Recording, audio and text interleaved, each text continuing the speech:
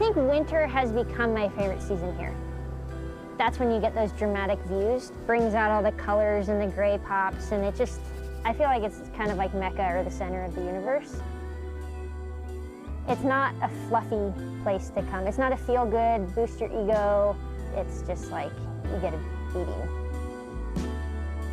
Yeah, if I could only climb one place for the rest of my life, it would be Yosemite.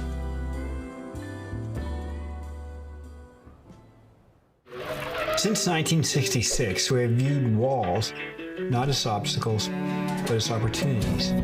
From the big walls of Yosemite to the high peaks of the Himalaya, we were searching for a personal kind of freedom. In this pursuit, we found a community, strengthened by different stories, experiences, and perspectives. This community has shown us that the only way forward is together. We fight the battles no one hears about. We drop into the middle of firefights to rescue others. And act as one-man air traffic control towers. We're the ones who go before all others.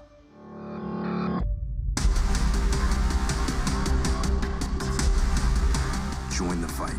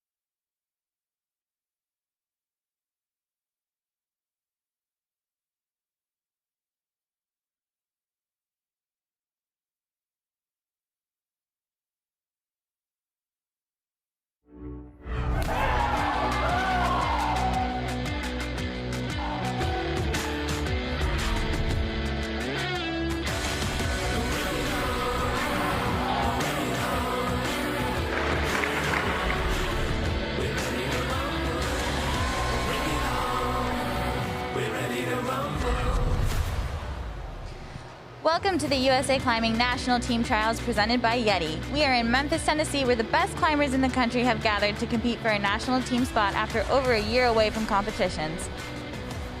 We're at the beautiful High Point Climbing and Fitness here in the birthplace of rock and roll. Following a challenging qualification round, these athletes are ready to give it their all.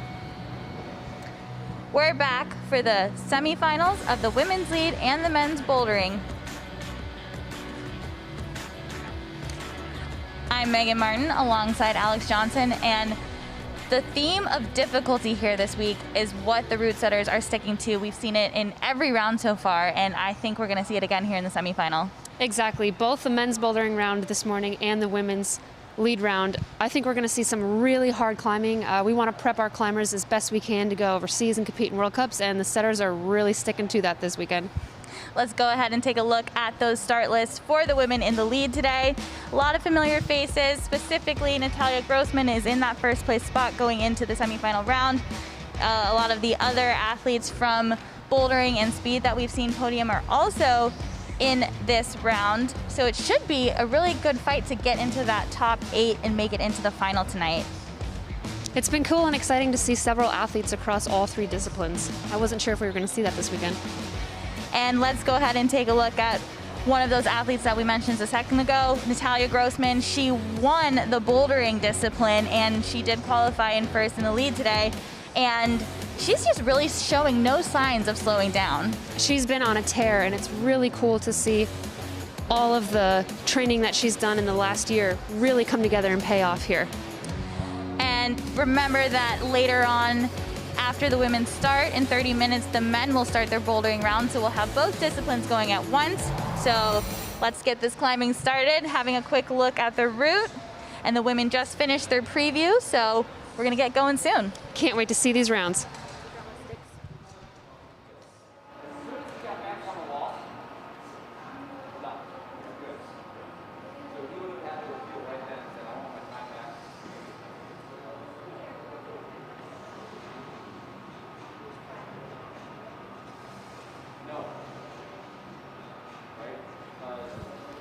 Up first, we have Amanda Brownstein of Decatur, Georgia. We saw her last night in the women's speed final, approaching the women's semifinal route, the first competitor to go out. Remember, we have 20 women qualified today here in the semifinal, all fighting for those 8 spots that will go to the final.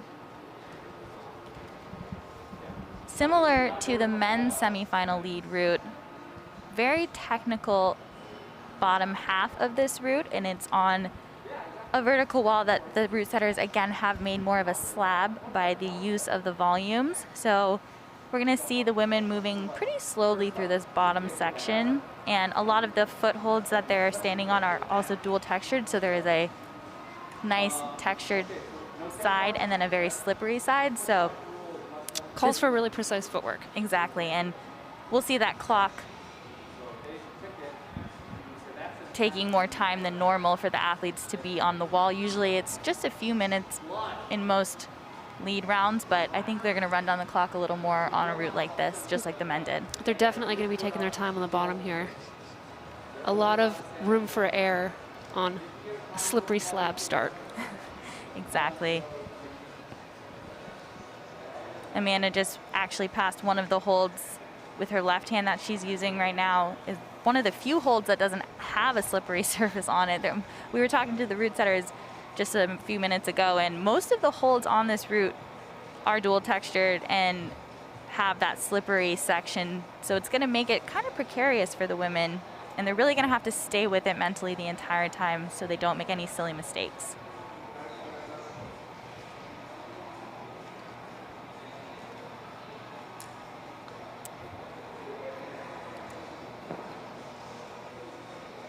Cool top-down view here of a lot of those holds. Some of them inside you will see that there are screw-ons, and some of them there aren't, and so they're using the only texture. Really nice shoulder move there from Amanda, and she was able to get right on that screw-on with her right hand. Now remember, we are in the IFSC scoring system now, so every clip that the climber makes is for his safety, but they are not rewarded any points when they make a clip, which is different from what we've seen the last few years. Now this is a very interesting section of the route. The athletes are actually supposed to try to jam their fist into this as she's trying to grab either side. That's gonna actually be more difficult than it would be to stick her fist in between those holds. It's more of a trad or traditional climbing movement that maybe not all of the athletes will see, and unfortunately for Amanda, she wasn't able to figure that out because it would make that move a lot easier. I think we're going to see a lot of athletes get spit off at that point. It's a really unique move that I think not a lot of them have seen before, and it essentially makes that hold a handlebar without a middle. If you sort of fist jam and wrap those two cheetah, I guess, knobs, and a lot of the athletes I think we're going to see either cross into them or double Gaston, and that's going to make it significantly harder. And that's kind of what Amanda just tried to do, and she was unsuccessful, but I'm sure we will see some of the athletes do it the proper way, and you'll notice how much easier it actually is and how they can probably get a pretty good rest and possibly even switching each hand on and off to rest a little longer if they need to. We're 118 score, so you got control. Looks like the judges with no quickly giving her score, make sure she agrees with it. Thank you. I'm guessing it should be an 18. Let's see what comes up, but that's just unofficial.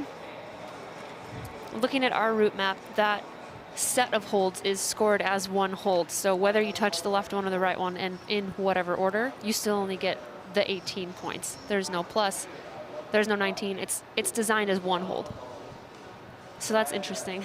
Yeah, it's very interesting. It keeps from any kind of discrepancy on whether you should get 1 point or the other. I mean, with that kind of contingency scoring, that's always kind of tricky. So it's nice that they just made it both holds the 18. And since the intended beta is to use it as one hold, I guess it makes more sense. Totally.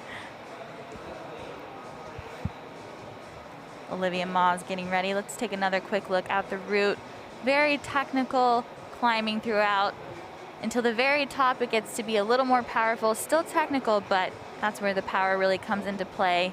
We were talking to the route setters, and they figured that first like half or 3/4 is around 512 like technical slab climbing to about a V6, V7 technical powerful boulder at the top. So, you know, not so, just, you know, a few things to conquer there. They called it overall 13C, but it's slab 13C, so which changes everything. that makes it about 14B in my opinion. Olivia Ma just taking a second to figure out where she wants to start. I wonder if anyone will just try to start on the left side. Since they did have a preview together, I would think they will all start on the right side, but you know, you never know. Sometimes Try to cheat the sequence. That usually gets you into trouble though. Hot water. exactly. And with that IFSC scoring system, you can start wherever on the route. There is no designated start as long as you can reach it from the ground. So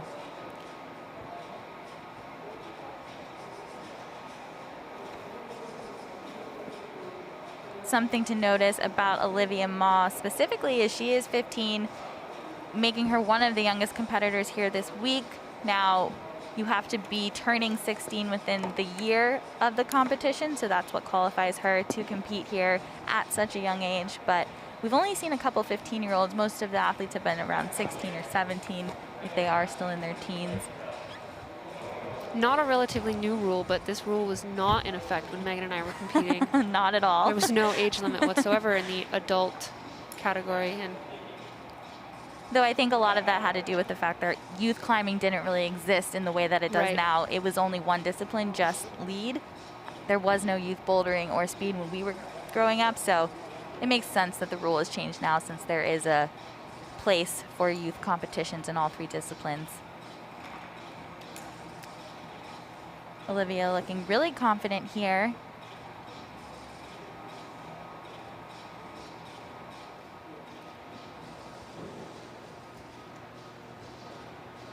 Being a younger climber, there's always that experience factor or inexperience factor that comes with it. Though in the past, we've seen a lot of the youth athletes adapt really well when they step into the adult circuit. And one thing I think they do have on their side is that at the end of the day, they do still have that youth circuit. So in the adult circuit, they might not have high expectations, and it really allows them to perform at a level that they might not even be able to perform at in youth sometimes due to the pressures that they feel there. exactly, it's honestly like a cool position to be in because you come in with no expectations and you've never done this round before, and you almost come in blind, and it's like blissfully naive, like you don't know what you're up against. And that was my first experience in a World Cup. I was blissfully naive. I had no idea who I was competing against.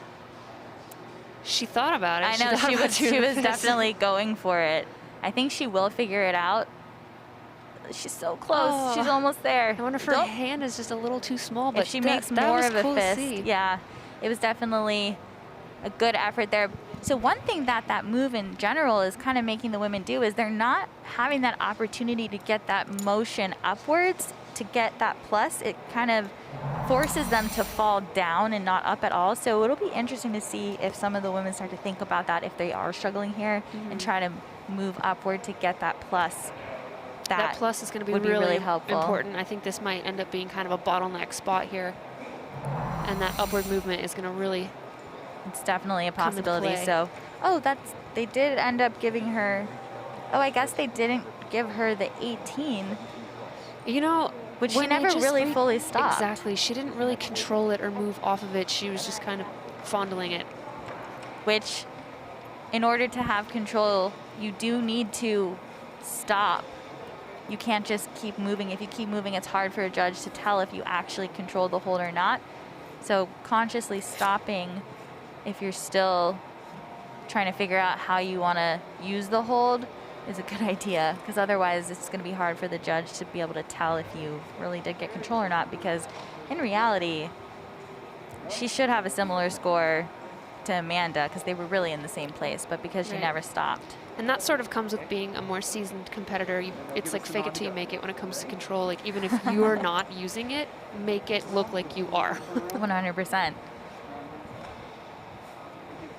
Sarah Kate Ashton taking another refresher look after going through that preview about 6 minutes ago.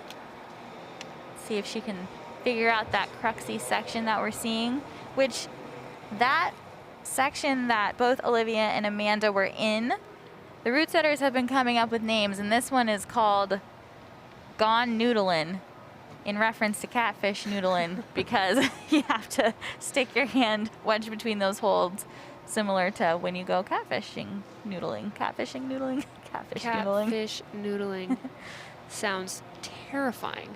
I would. Have you ever seen it? I've seen it on yes. TV. It's like that Discovery show, Mm-hmm. Monsters of the Deep or something. I would be terrified. This is far less terrifying. That's how you catch a catfish. Is you use your arm as bait. Catfish noodling. Not ideal. Especially for climbers. Those are our money makers. Sarah Kate really paying attention to every foot placement, being very efficient.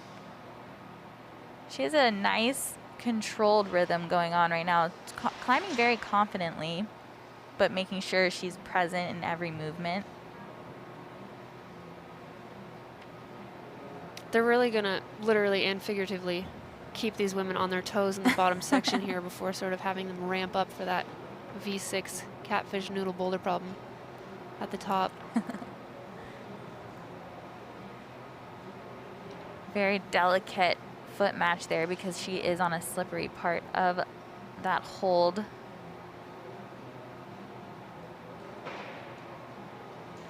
And one of the things about being so uncomfortable in these positions is it's so easy to overgrip here. And because you have that boulder problem at the top of the route, you really need to make sure you try as hard as you can not to overgrip, so that once you get there, you have enough left in you to fire for those harder moves. And it'll be interesting to see how many of the women can kind of keep it together and not overgrip on their way up. Whether or not the holds are good or not, you consistently find yourself overgripping because the feet are insecure. So the hands could be good, but if you have insecure feet, you're going to overgrip because you get one shot here. Reaching for that clip. Almost looked like she barely got it, which is also not the best feeling while you're competing. Not only would you possibly take quite the fall, but on a vert angle, which is also never fun to fall on. Goes right into it. She must have sequenced that with somebody, and they got lucky and figured that out together. Or she sequenced it by herself, but clearly knew exactly what to do when she got there. Still really insecure feet here, even if the route setters, as they say, that is the best hold on the route. The feet are still super slippery, really insecure. I wonder if the route setters' hands are just a little bit bigger, and so for them, they're able to like lock into that. And there's fist jam better. There is a good chance because a lot of these athletes are on the younger side, and we do have male route setters for the lead round specifically. Not to say that women can't have big hands, because mine are actually huge. So are mine. But I'm also 30, so 31 actually. Really nicely into that fist jam. And she was able to move upward, so I think she'll get the plus. But she just couldn't find that right foot position to keep her hips into the wall and continue on in the route. I would guess she gets an 18 plus for that score. Oh. possibly they decided just to give her 18. I personally remember seeing her hand reach up into the 19 and For come sure. back down. So that in and of itself would have been a plus. So there's a chance she might appeal that, but we'll have to wait and see. Looking like she might have suffered a little finger injury there, or maybe she's got something residual. Cool.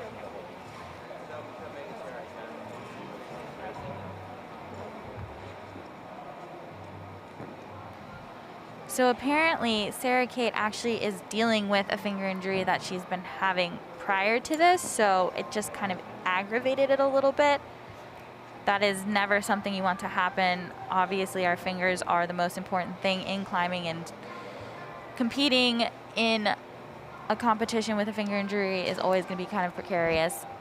Campbell Saranopoulos, who you might recognize from the women's bouldering final, stepping up to the women's lead semifinal route. It's her first adult competition this week, and she's already made a final, so she's off to a great start, making her adult debut in the competition scene. Looking pretty comfortable here. She's got to on feel these excited volumes. about that. Coming into the lead, she's already on the U.S. national team for bouldering, so she should almost feel like she has nothing to lose here. And it would be awesome to make the team for both, but that would just be cherry on top, in my opinion. Anything you can do to take away some of the pressure.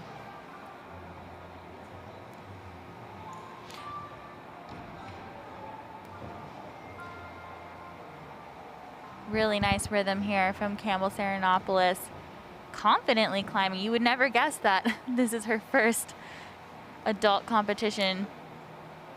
She really does move confidently through. And she has been a very successful youth climber in the past in both lead and bouldering. So it's a familiar place, just a bigger stage. And we are welcoming the speed champion and national record holder, Miss Emma Hunt, into the booth. Thank you for joining us. Thanks for having me. So, I'm not sure everyone knows, but you also were registered to compete in the lead, but you made a last-minute decision to just focus on speed. I'm guessing you're pretty happy with that decision now. I am. I am not one of the people who can get endurance very easily, so it's very hard for me to train for, and I just focused on speed and bouldering, which worked out for me. I would say it more than worked out for you, having broken your own record multiple times yesterday and also from the day before. Campbell going straight into that fist jam. Looks like a few of the women definitely sequenced that. Ooh, going for a match. Very smart to get her up a little higher, and she should get the plus for sure. Now, in the old scoring system, she would get usable surface, but now we've gone back to the IFSC scoring system, so she will just get that plus, Right in that bottleneck. which can make it possible for a lot of ties here, which we would then go back to count backs from the qualifiers, but really nice climbing from Campbell Saranopoulos. It's nice to see that. It's clearly been talked about in the preview that there is a fist jam there. So hopefully we'll see more of the women go ahead and do that. Emma, were you able to sequence the route at all before watching any of these girls start climbing?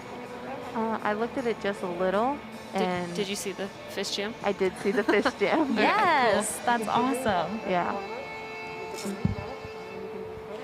It definitely looks like one of the cruxes. Do you like vert/slab lead routes?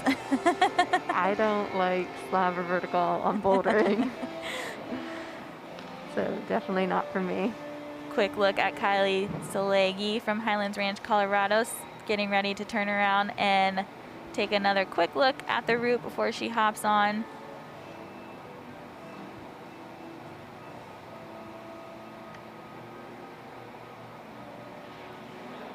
Emma, who do you think, after looking at the route, has a good chance? Do you think there is a good chance of someone topping it, or who do you think will maybe be more successful on this route? I think the people that can really figure out that hand jam and not like the match, if you don't pull out your other hand trying to do it, will do very good at this. I didn't look at the top too much, so I can't say if there's going to be a top. Well, and I think too, the women had a slab route in the qualifiers yesterday. So they're kind of already used to having to climb a little controlled after having that one qualifier route that was very technical in a similar manner, with also a lot of dual textured holds. They actually had called that one Dual Lipa. Amazing. I gotta say, Brad Weaver comes up with some pretty clever route names. That first slab in qualifiers kind of gets the jitters out of your system too and reminds you to, slow down and breathe. Yeah, so the women have had some practice already. So hopefully it translates nicely into this round. Obviously, the semifinal round being a little more stressful since you just have the one route where you have the two routes in qualifiers. So if you do mess up, you always have a second shot to do better on the other route. This beginning just looks so mentally taxing, the little beta. 100%, and that was something similar with the men's semifinal lead route. They talked about how you're really going to have to keep your mental freshness throughout the entire route, not just your physical. So they're really challenging the athletes this week, which is definitely good for preparation coming into international competitions. Absolutely. In a lot of lead World Cups, you don't see a place to slow down or rest or stop, really. So it's kind of full on the second you pull off the ground. And I think our route setters did a really good job replicating that here. That's a very good point. And I also think we in the past have had fewer technical routes in general at big competitions like this. It's not seen Long, as much. steep, Yeah, good holds. exactly. Red River Gorge in a gym. I honestly think in the past 10 years there's only been like a couple slabs, and they've really only ever been in qualifiers. They don't usually do this in a semifinal. This is pretty rare for a semifinal. So to see it twice this weekend with the men and the women, and just exciting to see that challenge for the athletes, because I think it's working. I think everyone's getting better, and we saw that with speed last night. Yeah. Absolutely. What are your plans, Emma, leading up to the Speed World Cup May 28th? You gonna come to Salt Lake at all? For sure. Yes. Just go home and sort of hammer speed out with Alexi some more? Yes, that's the plan. I'm not going to do my schoolwork. Who wants to do schoolwork? Oh, I'm just going to go speed climb. Kylie's struggling a little bit to find that fish jam. Oh, going with a little different approach from what we've seen, and it's definitely working. Looks a little uncomfortable for sure, but if she can figure out how to pull herself up with her right hand as well, she could get in. Just a foot slip there. I think I remember Brad saying that the palm out fish jam was the way they had intended it, and so that's why it looked like initially she was a little more comfortable in that position. Is palm in a little more challenging, and palm out is the intended method. Yeah, it took her a second to get into that position, but then she kind of naturally felt the need to flip it out the other direction and get into that fish jam, which put her in a more secure position. But then I don't think she really thought about matching at all. She was more just worried about her feet. Had she matched, I think it would have been better, but her right foot just kind of popped off as she was trying to figure out exactly where she wanted to place the pressure with her feet. That's one of those unfortunate, unexpected slips. She was kind of just trying to get into a comfortable position, and all of a sudden she was dangling from the rope, you know? Exactly, and again, we're seeing that bottleneck happen with the women really not having a chance to get that upward plus momentum to the next hold, seeing just that flat 18 score with no plus. I think it's hard if you don't usually know what that handlebar looks like. Just 100%. to identify it in the route preview and then to execute it. It's pretty foreign to the comp scene. It is, yeah. And honestly, I think there might be a few athletes who maybe there definitely are a few athletes that spend a little more time outside who have maybe seen that move more. And if you got lucky enough to preview with them, you might know what's going on. But yeah. if you didn't, hopefully you just naturally figure out. Estelle Park is now on the wall. from San Diego, California. Really cool opening sequence here. It reminds me of a boulder round Right? qualifier. Yeah. I totally like it. agree. That would be cool to play on. That's about as far as I would want to go, but I would totally like to do those opening moves. I feel the same way. Yeah, they were asking yesterday if I wanted to forerun the route, and I was like, do you really need me? And they were like, not really, but if you want to. I was like, I'm good. Yeah. I think I'll pass. Hard pass. Match that black hold her hand is on, and that's the finish. Right? Yeah, I was thinking the next blue hold, just, match. I'm good. And we got a question in the chat. Someone wants to know which speed hold is your favorite. Ooh, that's a really good question. I don't know. I like speed hold 6. Speed hold 6. Yeah. Got it. Why? I don't know, it just has a good vibe, I guess. I don't know. Actually, do you know exactly the number of holds you actually use? Each speed hold is, I mean, they are numbered. So are the feet. And so when you're practicing, I mean, you know more. Yeah, so I can actually only count to the dyno. I don't know how The to rest. count afterwards. It's kind of a hodgepodge. I was. That's why I was curious. I was wondering because obviously you don't use every hold, so it is interesting to know. No, and then you start skipping holds and you have no clue what number you're on anymore. Exactly. When I first started learning the route in 2019, I printed out the grid for the route, took it home and studied it, That's awesome. and the holds are all numbered. That's a very good way to learn it. It's hard to remember when you're first learning it. For sure. I remember at World Championships, I forgot which holds I grabbed, and I grabbed the wrong ones, and I And the was sequence. so Mhm. bummed. I would was write out the so bummed. sequence and which numbered hold, and I grabbed with which hand, wrote out the sequence, and then just sat and studied it. It's really smart. So Estelle Park is getting close to that Cruxy section that we've seen the women attempt. Just a couple more moves, and then she'll be in that fist jam section. She's looking really confident and has a really nice flow. Now she has used quite a bit of time already at like 3.5 minutes left. The women have only 6 minutes to complete the route. If you heard those beeps a few seconds ago, it's because the men's bouldering round is about to start soon with our first competitor out, Darren Skolnick. Got a quick close-up of him blowing his nose. Definitely want to do that before the round if you can. Estelle Park had her hand in that fist jam, but decided to take it out. Oh, Which was not the best decision for her, but still really nice climbing there from her. She's just going to be in that bottleneck with most of the competitors that we've seen so far. I don't think that hand jam feels like As- really natural. As good as the setters think that Yeah. it does, huh? Estelle tried to come back to fix the mistake she was making, but unfortunately her foot slipped. I mean, she was in a really precarious situation with her foot trying to just wrap on that dual text volume. Hold. It's not really the most stable foot, which is kind of the theme of this route. Yeah, you're trying to figure out this hand jam thing. Hand your feet are just slipping. So you're going back to Atlanta, train speed for the World Cup. What does a normal speed training day look for you? How does a they ran out of cold brew at Starbucks this morning. She drank her leftovers.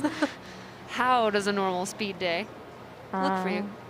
I show up to the gym, I do a little warm up, I play ping pong with Callie and some teammates. Why? Go into the ping pong. Ping pong, it's like the right speed warm up. I don't know how to explain it. Have you seen John Brosler's like Capoeira? Yes. warm up method? Do you guys do that? I don't. I don't think my knees Why? could handle that. It is quite intense on the knees. I agree with you. Here we have Marielle Horstman up on the women's semifinal lead route from Newton, Massachusetts. Cool no hands there, but Yeah. unfortunately it's too early in the route to make a difference. I'd probably But- be pumped there. Clearly she trusts her feet already, so that'll bode well for the rest of the route. How many times in a speed training day do you run the full route? It depends on where I am in like my training schedule. Like, I don't want to burn out too fast. I want to make sure I can hit the full 10 meters when it counts. 15 meters when it counts. And do you train on a 15-meter wall, or? I do. Okay. Where I train, there's the 15-meter wall in Stone Summit, Kennesaw, and then Atlanta has a 10-meter. Do you ever train on the 10 too? I mean, I figure sometimes it might be nice to switch. I just do the 10-meter at Kennesaw. It's kind of a far drive to Atlanta. That's fair. That's fair. If you've ever driven in Atlanta, it's not the most traffic. fun. Lots of traffic. Earlier in your training block, do you break the route down into sections just to focus on specific parts? Yeah, and like tweak little betas, like turn your foot this way and move it like a bolt higher. Don't tap your foot, yeah. And you use the Bossa method, right?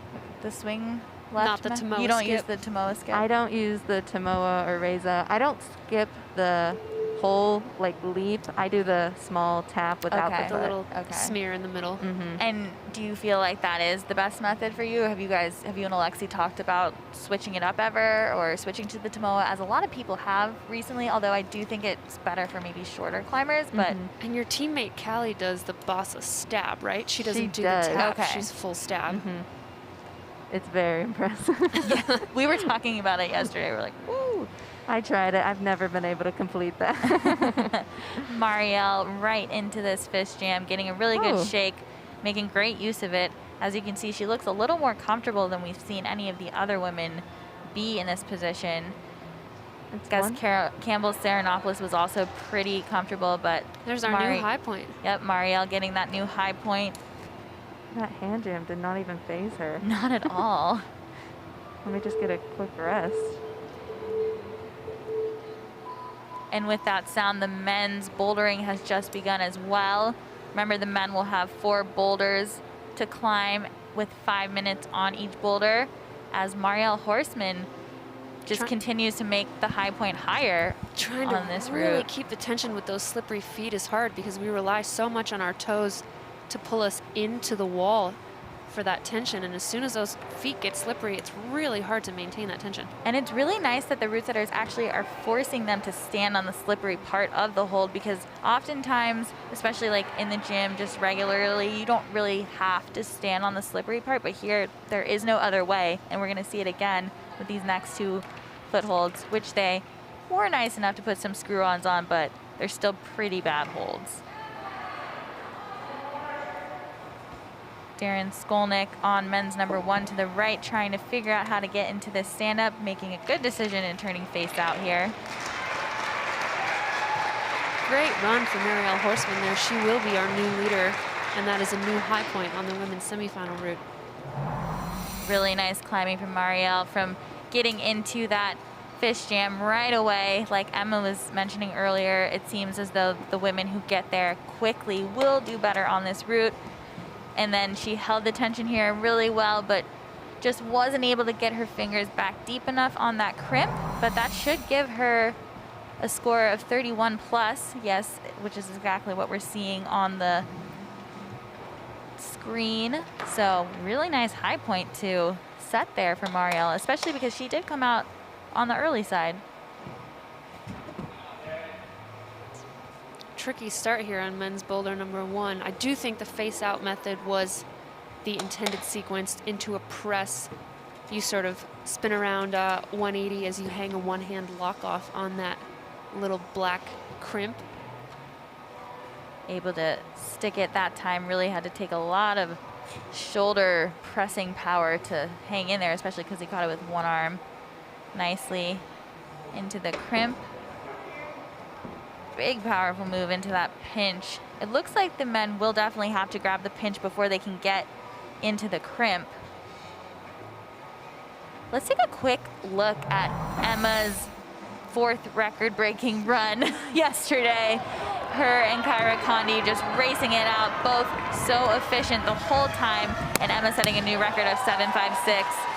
But you can hear in the background, so we don't have a crowd here at the team trials event, so everyone you hear cheering is a volunteer, Or an staff, athlete. belayer, or a fellow athlete doing speed. And And this is actually, last night was the first time that it actually felt and sounded like we had a crowd, because even the staff could not contain the stoke. We're really not supposed to be cheering because of droplets, but everybody just kind of started screaming a bit more, although everyone is wearing a mask, but we're just being extra safe here. But it was too hard not to freak out for Emma's run.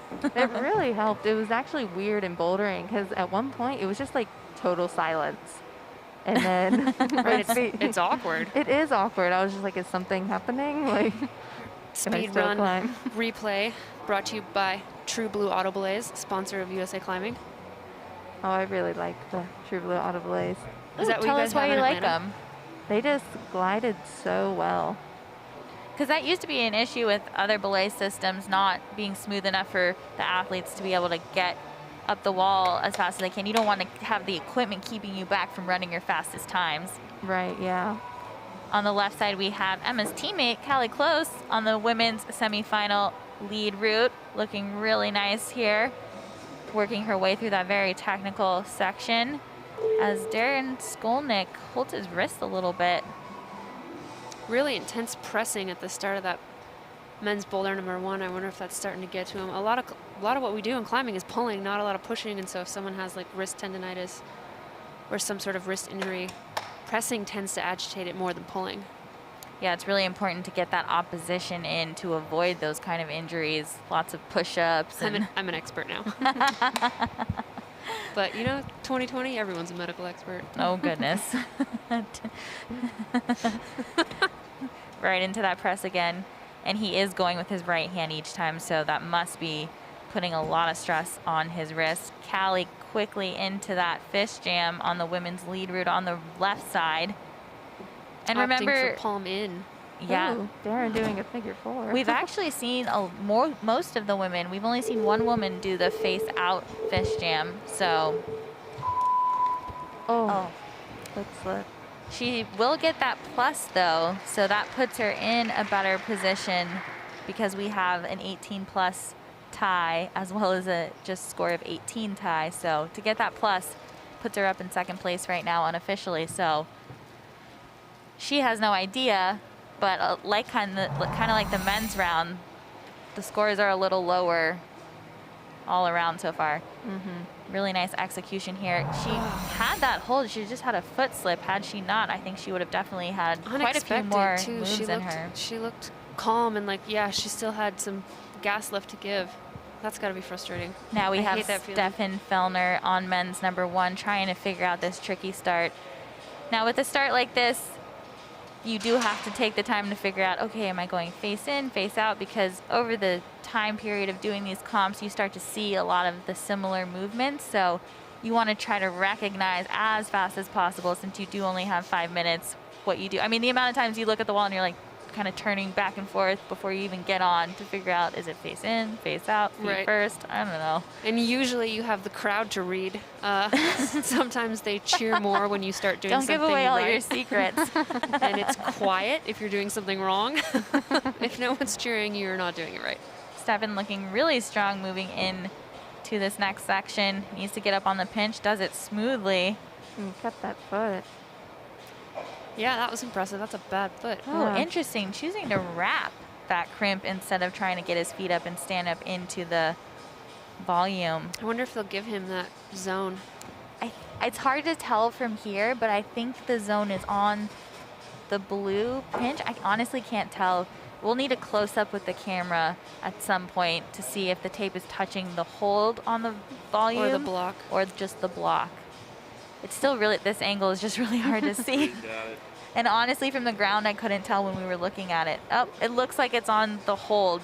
So it looks like the zone would just be that crimp and the block wouldn't be the zone. And looking at the unofficial results though, They get, oh, but was he neat did hooking- use it yeah. after. Like palm on the crimp Yep. side instead of fingers. And although it might not be very functional, if you grab it and you use it, Then you get that that's- control. Yep. We're looking at Adrienne Clark here of Denver, Colorado on the women's lead route. Rocking some awesome braids, by the way, I gotta say. I really like how she did that. It's a little different than what we normally see. We see Kyra Connie and Brooke Rabbitoux a lot with the double braids, but this is a new take on it. I'm always so jealous I can't braid my hair and then go straight. I just stick with the ponytail. Ponytails work. They do. Stefan Fellner working his way back up into that zone, choosing a different method that time, and I think he was better off where he was on his previous attempt. Looked a little more efficient. Yeah, I think hitting the pinch and then trying to go to the zone will work. With how bad that block is, I wonder if the boys are going to have to throw a toe hook on that initial red pressing hold just to pull you. So the more you come out on the block, the worse it is. And so if your toe hook can sort of suck you in under the belly of that other red hold, that'll make hanging that blue block ideally significantly easier. I was actually surprised he didn't do that originally. A little bicycle will get you right into the zone. And Adrienne Clark goes straight into that fist jam, which will set her up nicely to hopefully continue moving through this route, gain a few more points. And remember, that high point currently was set by Marielle Horseman with a 31 plus, so she's got a ways to go to get to that high point. But if she can get through this section without exerting too much energy, she's definitely got a shot. I think Marielle got her left foot up first and then got the foot to get there. I think you're right. But the right foot looked smooth too. Yeah, I think it just will depend on what your body position is there and which foot you're more comfortable with stepping back up. 3. Cool stick by Stefan on the zone. I know he already had that point, but that has to be the sequence. He did not opt for the toe hook.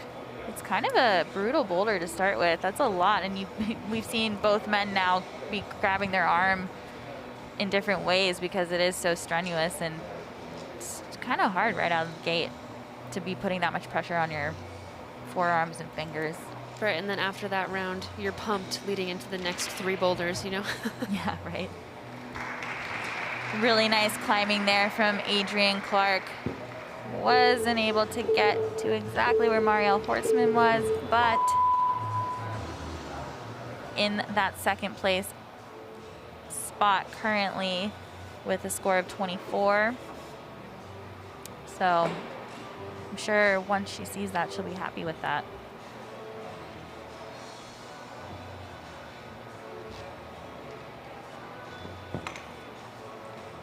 Now we have Charlie Osborne out on men's number 1, getting ready to take his first attempt, and Darren Skolnick will be on men's number 2. I believe they're actually from the same climbing team as well. They're both wearing that Beta Same climbing shirt. Rugged first move there if you do it face in. Yeah, really hard on your back. Here's a look at problem 2, which also is very interesting when it comes to the start. The route setters are intending the athletes to do a double toe hook to start. Actually, on the black hold. Yeah, I was about to say in the other orientation than what Darren. He's got the right idea. He just needs to put his hands on the red start hold and try to swing his feet on the black. But just because just because it's the intended beta doesn't mean that this won't work.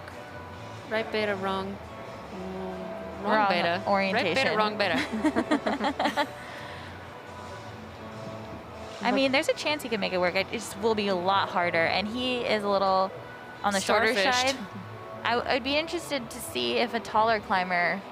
We have a few men that are pretty tall, and I feel like you could get out of that position that way if you were taller.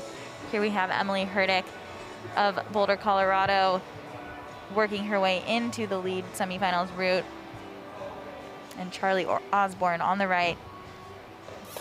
Strong It looked stick like of that he tried to get black that toe hook for a second, but it didn't quite stick. I think it's one of those toe hooks too that if you're gonna use it, you're gonna need to get into the pinch first. Right, it's a little too close to that other red volume, and if your shindex is longer, like mine, it can definitely be hard to get into that position. It might be a flying toe hook. I was gonna say, Emma really likes a flying toe hook. I could see you trying to do that. I saw you do that in the women's bouldering qualification round.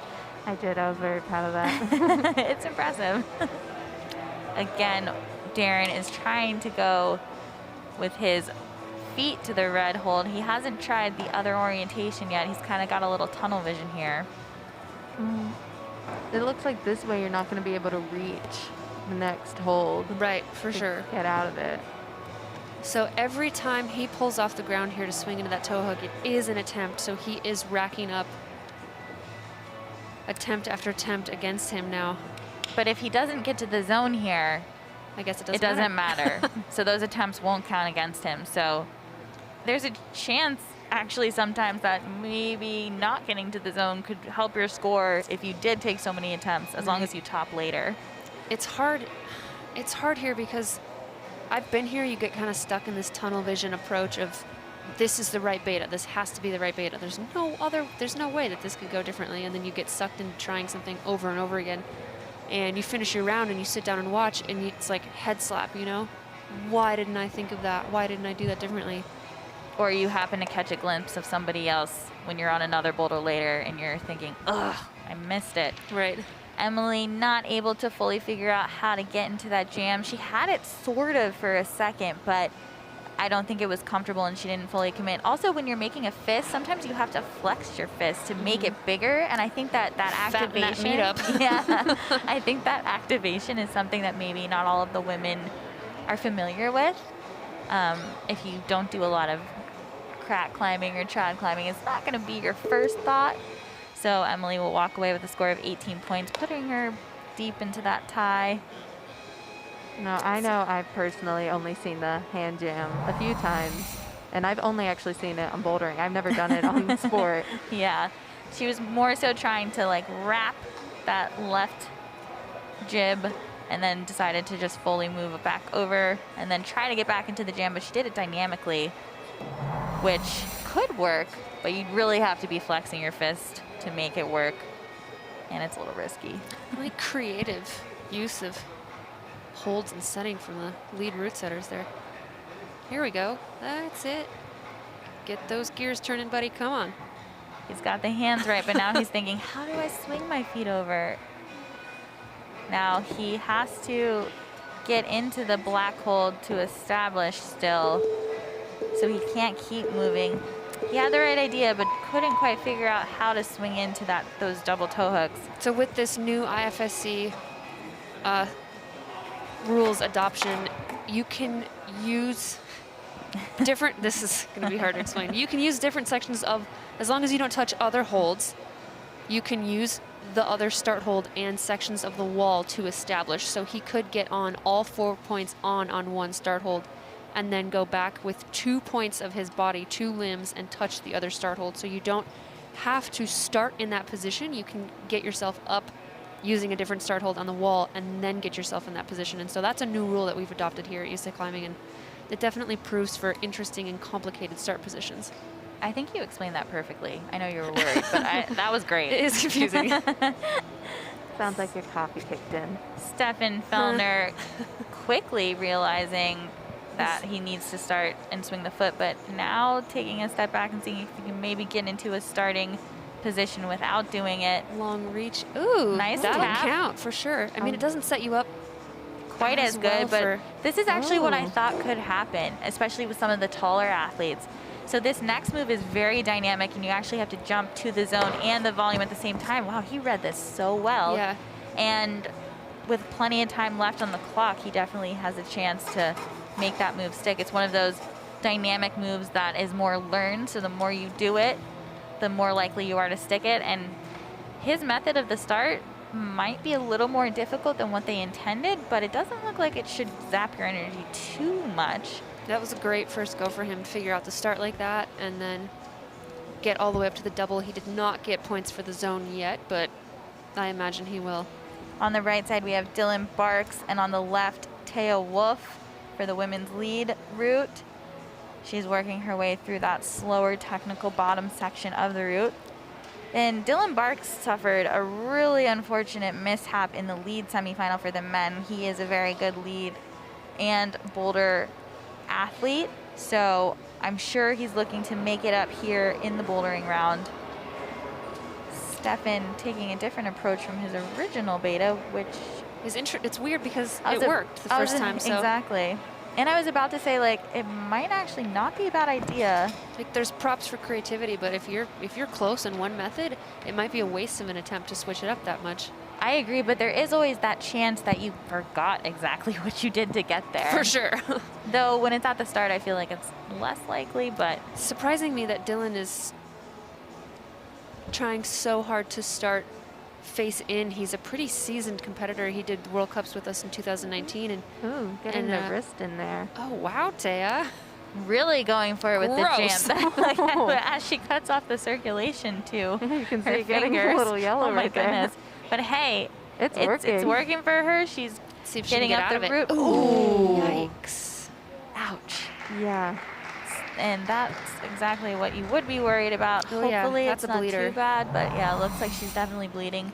Really nicely secure in that jam because she used her wrist, but that's a really precarious position to put yourself in because you do run the risk of getting stuck when you fall. And it looks like she already had a scab on her hand, so I Yeah. think maybe the blood is coming from that opening again and not necessarily from hurting herself. It But also cocks her wrist out in a weird way, and so when you do that palm out like the setter's intended, you're able to sort of bicep pull your way up, and so when you do palm in and lock your wrist like that, you're at a really awkward angle trying to have any upward motion.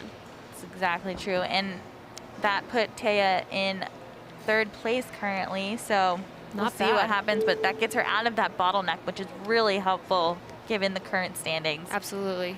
Dylan's still trying to go face in here. Charlie did do it face in. It's not impossible. I think it's just more strenuous. Yeah, I and think this it's- is surprising me. Me too, because like you said, it's something he's seen before, being such a seasoned competitor and on the World Cup circuit the last couple years. This is when Megan and I were sequencing, we saw face out kind of right away, but we're also not stuck in ISO, stressing and nervous, trying to like think about whether or not we're going to make US team. And so for us, we walk up to it and we were like, oh, face out. Exactly. But And these athletes come out of isolation having not seen the boulders. They don't get to talk to the route setters like we did, and they're just trying to do what they can to get to the top of these routes. And you bring up a really good point with the U.S. team because that's what everyone's fighting for here is for those spots on the U.S. team. And in order to even be close to getting a spot, you got to make it out of this semifinal round and make it into the final round. And for the men, that's 6 people that go to finals. And for the women in lead, that's 8 people. So there's a lot on the round. Honestly, I would say this round is one of the most stressful rounds because it's basically like being in the final because the only way to be close to making the team is to make it to the final. Definitely. But you It's- have- I would say it's harder than being, you're trying to qualify for finals is significantly harder than being in finals. Well, and you have more people you're competing against. You're going for those 6 spots in finals, and as soon as you're in finals, you know that that's the last round. And so for me, it's far less nervous once I make finals. It's way more nerve-wracking in the semifinal round. I would agree. Here's problem 3 with Darren Skolnick.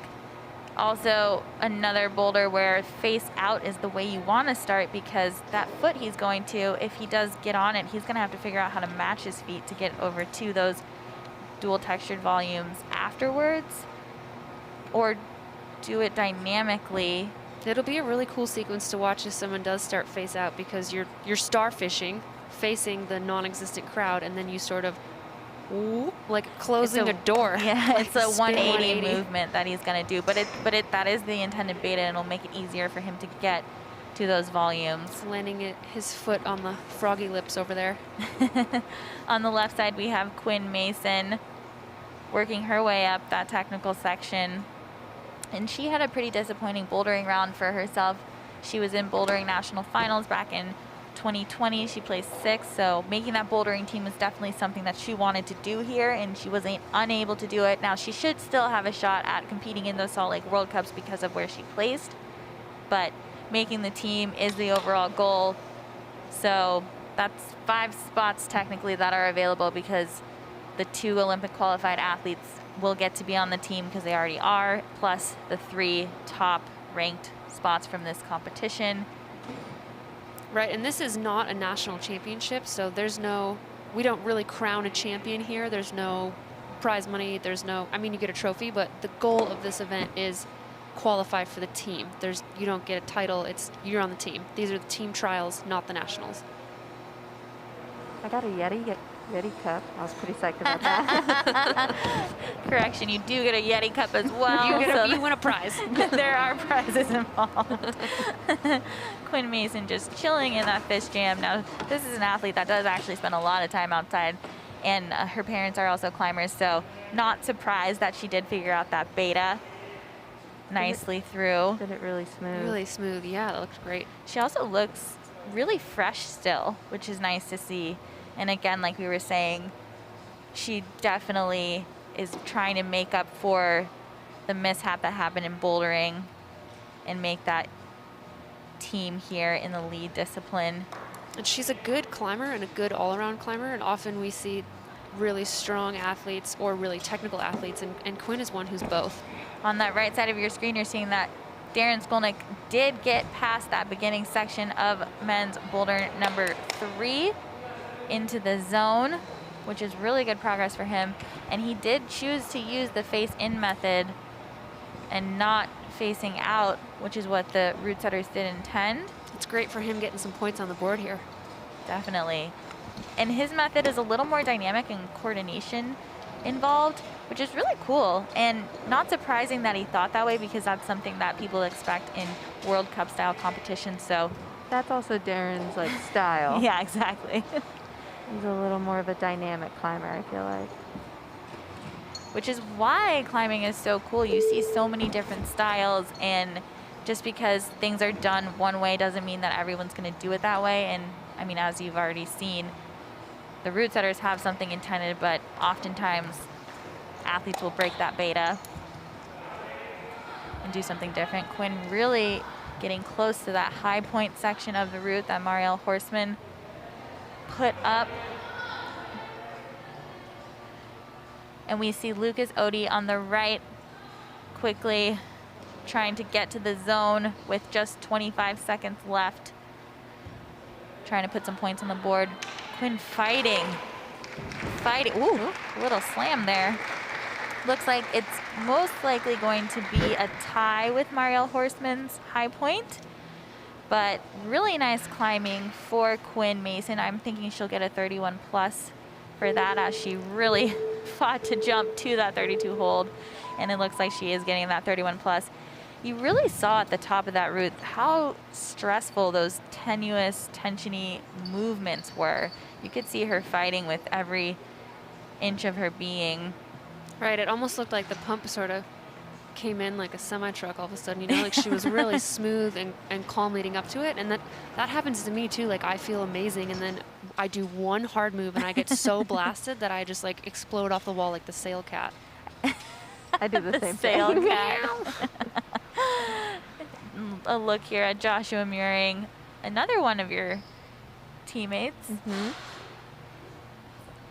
His brother is not here this week. No. He told me that he was the better brother. Oh no. No, He's just being humble. He was like, "Oh, you don't worry about my brother. I'm the better brother." Oh wow, he's not being humble. Never mind. Yeah, no, he was talking about himself, which I thought was Cool. comical. I feel that. It was so fun. Back in 2019 at Open Nationals, they raced in the speed finals. I remember that. It was so It funny. was so awesome. Stefan Fellner on the left taking a more static approach than what we saw Darren do, and really getting through it successfully. Now, Stefan is from the Lake Tahoe area, so one of the climbers here that has definitely spent a lot of time in the Yosemite area, which you can kind of see from how he's climbing on this boulder problem. Just really comfortable in a technical slab climbing. No stranger to insecure feet. Exactly.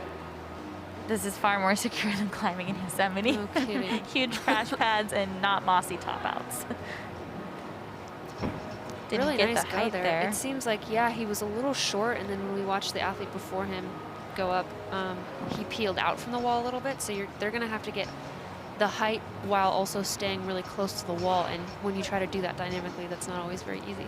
Exactly. I think it's hard with the low foot. Mm-hmm. You want that higher handhold as a foot, but I don't think you can use it. Here we have a look at Nakaya Sanders getting into the women's semifinal route. 5'2" with a +3 wingspan. That's a nice wingspan Not for bad, yeah. a shorter competitor. We saw Estelle Park earlier around the same height with a -2 in wingspan. I know. I actually was double checking with her earlier. I was like, just what? to make sure. I was like, this is so terrible. well, it can't be true. I didn't actually have her wingspan at all. And I was like, what's your plus? She's like, it's a -2. Actually, I felt so bad. I was like, oh, I'm sorry. It's funny. I have a +4, but then my brother has like an even and almost -1. Oh, wow. It's just funny where the genes lined up. Yeah. Yeah, you got the better end of that bargain. Yeah, my brother and I's body type could not be more different. Definitely came from different sides of the family for sure. No, yeah, and he's blonde, and it's just weird where it all came from. Nakaya really firing for that crimp, getting dynamic down in this lower section. We haven't really seen a lot of the women punch to hold so much like she just did, Right. but she It's is cool. It seems like she's climbing with confidence. and she really likes slab in general. Like we see her in bouldering all the time and really being successful on the slab. So I think this is a little more comfortable for her than a lot of the athletes. So she's okay. She's always trusted her feet. She's very flexible. So she feels a little more at home being a little more dynamic. Stefan really working his way to the top here on men's number 3. Just needs to figure out how to generate to that final cluster of jibs. It's like kind of mean, this boulder problem. Yeah.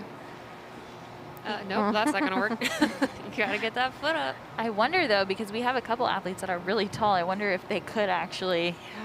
It's definitely not something you can jump to. I think they have to shift the weight to the left to get the weight off the right foot, and then that blue zone hold is a foot. He definitely knows what he has to do. Yeah. Is that like an undercling? It's a thundercling? Yeah, there's a Thundercling, thundercling. as you would say. There's a thundercling attached to like an upside down sloping Like it's jib. blocked. Yeah, and then another little screw on to the right. Kaya Sanders nicely through that hand jam section, giving her no issues.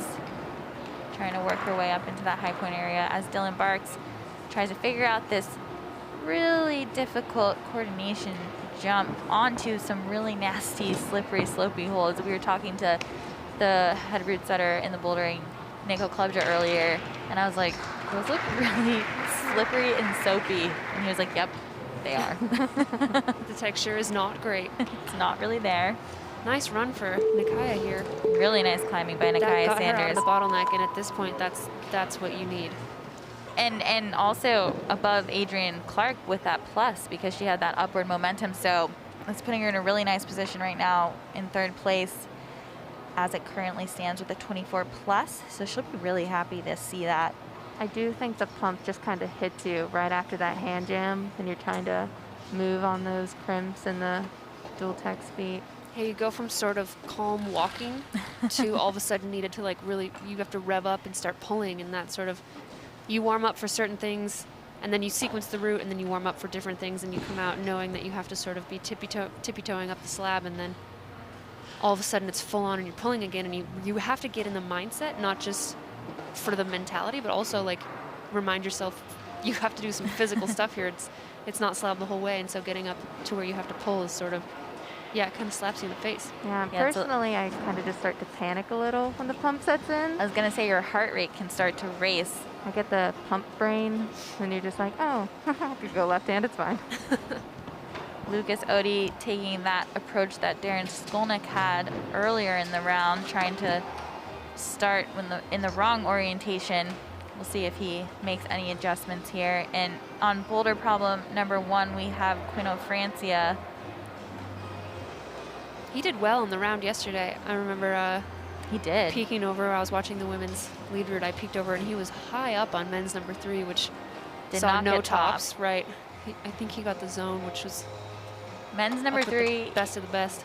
Yeah, men's number 3 yesterday was really interesting because it was a straight power boulder, which we don't see a lot of. And I think when we all saw it, we thought, oh, it's gonna be one that's hard to top, but we'll definitely see maybe 1 or 2. But to find out that none of the men actually were able to top it, Right. was really surprising. These boys who climbed V15 outside got shut down on men's qualifier number 3. And I really took back my words thinking, oh, that looks really doable. I was like, maybe I kind of want to go try it. And then I was like, oh, apparently not. Very like retro PCA style setting here. Yeah. I'm into it. Charlie Osborne took a more dynamic approach to getting into that volume section. Looks really comfortable on this boulder, just trying to figure out exactly how he wants to get his feet up as Quino Francia is trying to get his way into the zone on number 1. Not making use of that pinch volume, but we'll see if he makes any adjustments in the next 2 minutes and 25 seconds that he has remaining. So Quinn has been in both of the other discipline finals.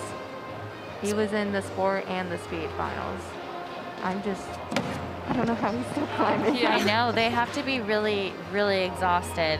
And there really are like only a handful of athletes doing all three. We're seeing a lot of athletes do 2 disciplines, but 3 is really pushing it. So I originally thought the men had the better end of the bargain going in the lead first, but now I'm starting to think that actually ending in boulders might be worse because it's just You're tired for sure. You're powered down. More exhausting. Your power is powered down. Oh, feet first.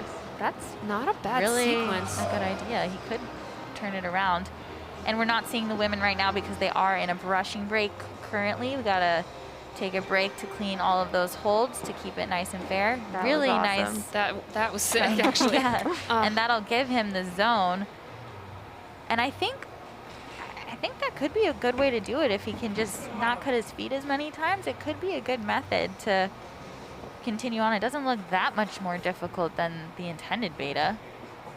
I think the turnaround out of that will be the hard part for that beta. Just trying to hold the zone and keep the tension. Just depends on how comfortable you are in that position. I feel like some climbers really, that doesn't bother them. Me personally, not a big fan. I don't like being upside down. No, I feel like Brooke and Natalia both live in that position. More feet first. They were doing that garbage on the moon board a couple weeks ago. Oh, if you just go feet first to the hold, and I'm like, we're on the moon board. There's no feet first here. There are rules. Here's our standings right now for the men with Stefan Fellner in first, currently with 2 tops and 2 zones. Oh, sorry, yeah, 0 tops, 2 zones. I read that wrong, my bad. Charlie Osborne with 1 zone. So we're seeing again, kind of like the qualifier, we're not seeing as many tops for the men because these boulders are hard, and that's what the route setters were trying to do. And we saw a max of 3 tops for the men in qualifying. Exactly. So it's a little different from what the women had. Lucas Odi did figure out that proper start, but not enough to get him to the zone, which, as we just said, zones are going to be very important in this round because we are not seeing a lot of tops, and we're already almost halfway through the field. So that's a good sign of how this round might end up in terms of results. I mean, we are trying to select our best athletes for our national team here, and I think if you want to be a World Cup athlete, you got to expect a beatdown, and we're just mentally preparing them to go to Myronen in a couple weeks. I think all of these starts are just a little mentally taxing, especially if you don't get it after the first few goes. That's a really good point because the qualification starts were a lot more straightforward, actually. This is a pretty exciting move here. He's going to have to spin around. Well, or not, I guess. So Stefan is clearly doing, well, no, he's still having to, so they'll be happy with that because they intended, as a route setter, that. You try to force movements that you think are going to be challenging or look cool and put on a good show and be hard. And sometimes, no matter how many forerunners you have and how many things you think about, athletes, when they're put under pressure, can come up with some crazy creative things. And this is the intended sequence, but you never know when you're setting. Someone could break your beta. Exactly, and I think what he did, which was really nice, is I think they intended just to swing around, but him placing that heel hook is going to save him so much energy and give him a better chance of getting a top on this boulder, and he has enough time, and if he did walk away with a top, he'd be in a great position to possibly make the final. Absolutely. I really want to see a French blow on that later. Finally, the proper sequence to start here for men's number 2, and it looked easy for him, and that's, I think, what the route setters wanted to see. And I know that people are having a hard time with the start, but I think when you figure the sequence out the right way, it does look less intense. Agreed. And Joshua Muring really trying to get on that zone. He was trying to just get any part of his body on it to try to make use of it or make it look like he controlled it, but he never even stopped moving, so yeah, they're unlikely to do anything.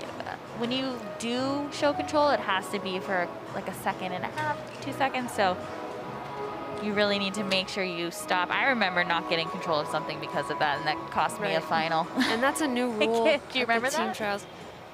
What I It was made between was you it and I made finals. Yeah, and you didn't. If I, I do remember if that. I had stopped.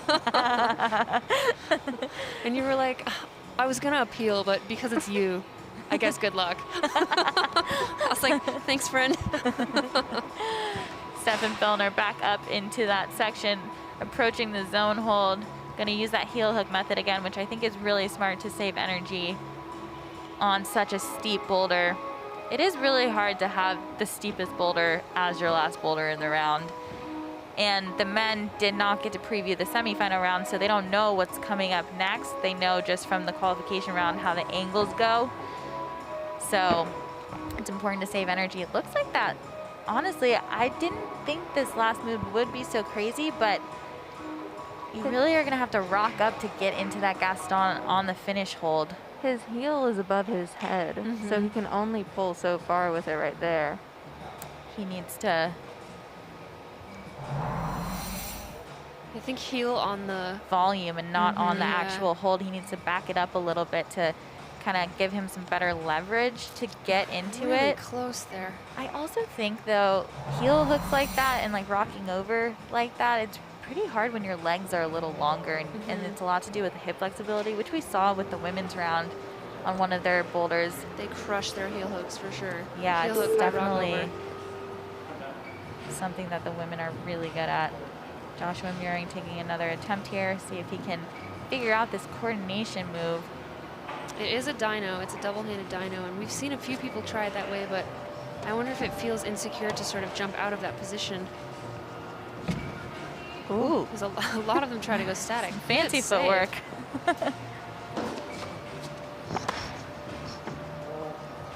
Dylan getting over on the frog lips on the slab.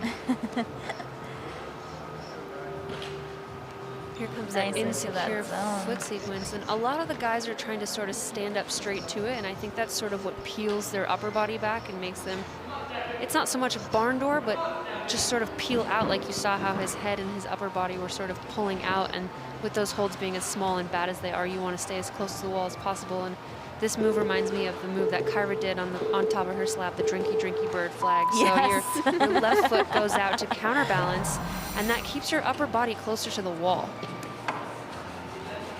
Nice big fall there from Stefan Fellner, just absorbing the floor and taking his coordination to his landing, not just keeping it on the wall.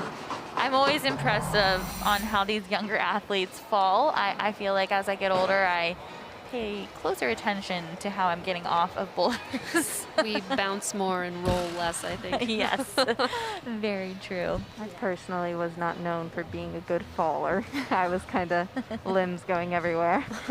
Here's a look at Xander Waller. He did scratch from the lead competition after qualification because he hurt his finger.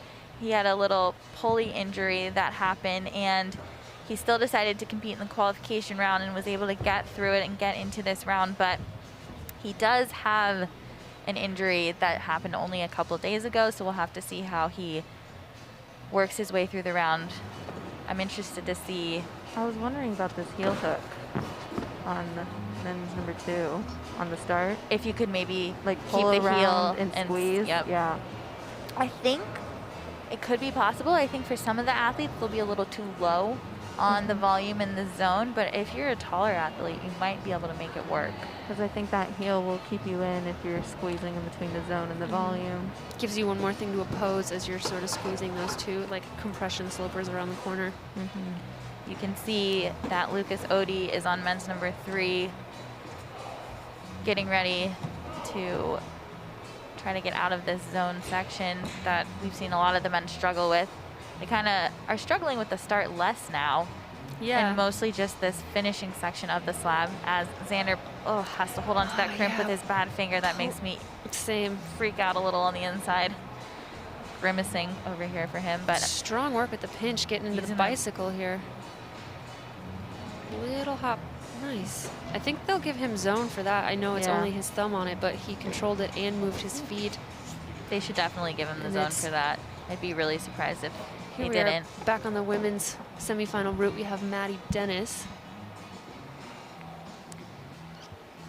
She had an amazing run yesterday on the blue don't remember if it was A or B, the blue qualifier route. She got extremely high. Yeah, she did well on both of them. I think she had to slip more so on the first qualification route that she did, whereas on the second one, she was able to really perform a little better. It's always hard when you slip versus like falling, trying hard, right? So we got to see her do that. You've given it your all, and a slip is usually something it's frustrating and it's hard to go home with. You know, you're going to sit on the plane home thinking, what could I have done more? And when you are truly able to give it your all, regardless of the results and the rank, you feel satisfied, and a slip usually leaves you feeling unsettled. Yeah, I've definitely been there. It's just so hard. Hard to let go.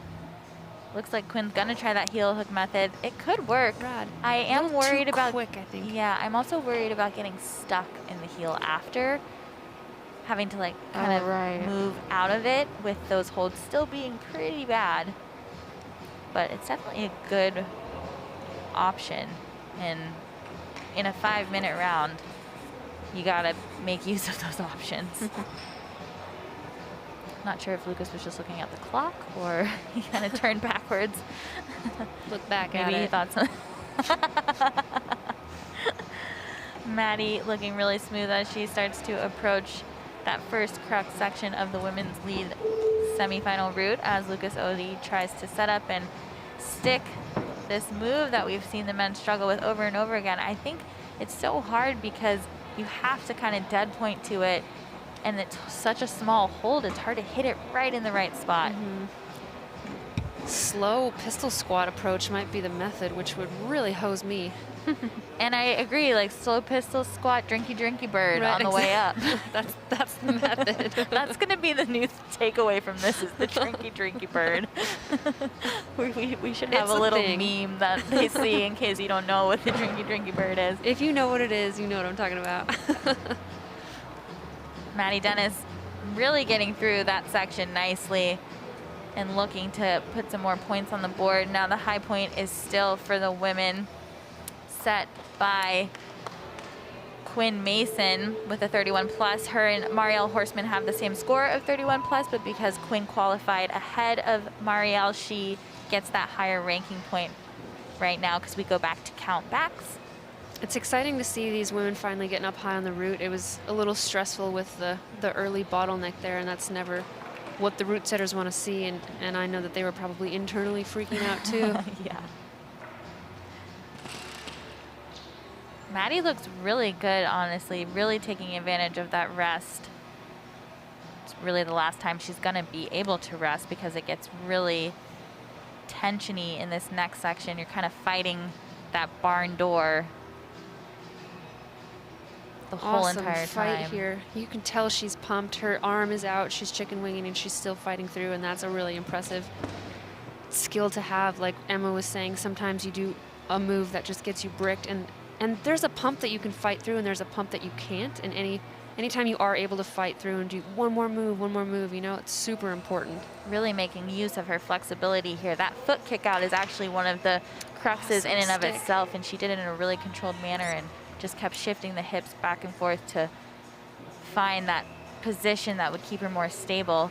Now, if she can get a hold of that in control, she would have had the, well, she still does have the high point because of her ranking, but she would have set a new score, but she will end up with that 31 plus, just like Quinn Mason and Marielle Horseman, but she will be ahead of the two of them due to her rank from the qualification round. Looks like we have Joe Goodacre here trying to figure out that dynamic movement, but going instead static like we've seen a lot of the, oh, he's going to switch it to dynamic now. He's a very dynamic athlete, as you said. You've seen Joe do a dyno that Nathaniel was not even close to doing, which was funny. Joe's a powerful climber. He's very springy and jumpy, and it's cool to see him in this semifinal round. Taking a look back at Maddie Dennis's attempt of the route for the women, she was so close to holding on to that. She was so close to setting a new scoring high point. She does still have the high point, or the highest rank right now, but we've seen that 31 plus a couple times. It would have been cool to see her get to 32. And now we move on back to the men with Sean Bailey coming out for his first boulder problem. Early in the round, in my opinion. He qualified surprisingly, like lower than I was expecting, especially after winning the lead. And so it's going to be interesting seeing him come out early as one of the better athletes at this event. We might see some boulders get done. He didn't in have the middle of the pack here. The best qualification round. It all kind of started with that first boulder problem yesterday. He literally fell off the top hold, and just that boulder alone would have put him in the top 3, 5. yeah. So something like that. It's just a matter of not getting 2 tops yesterday in the round. He just had the 1 top and then the zones. He looked really great on this. He was able to match that blue pinch.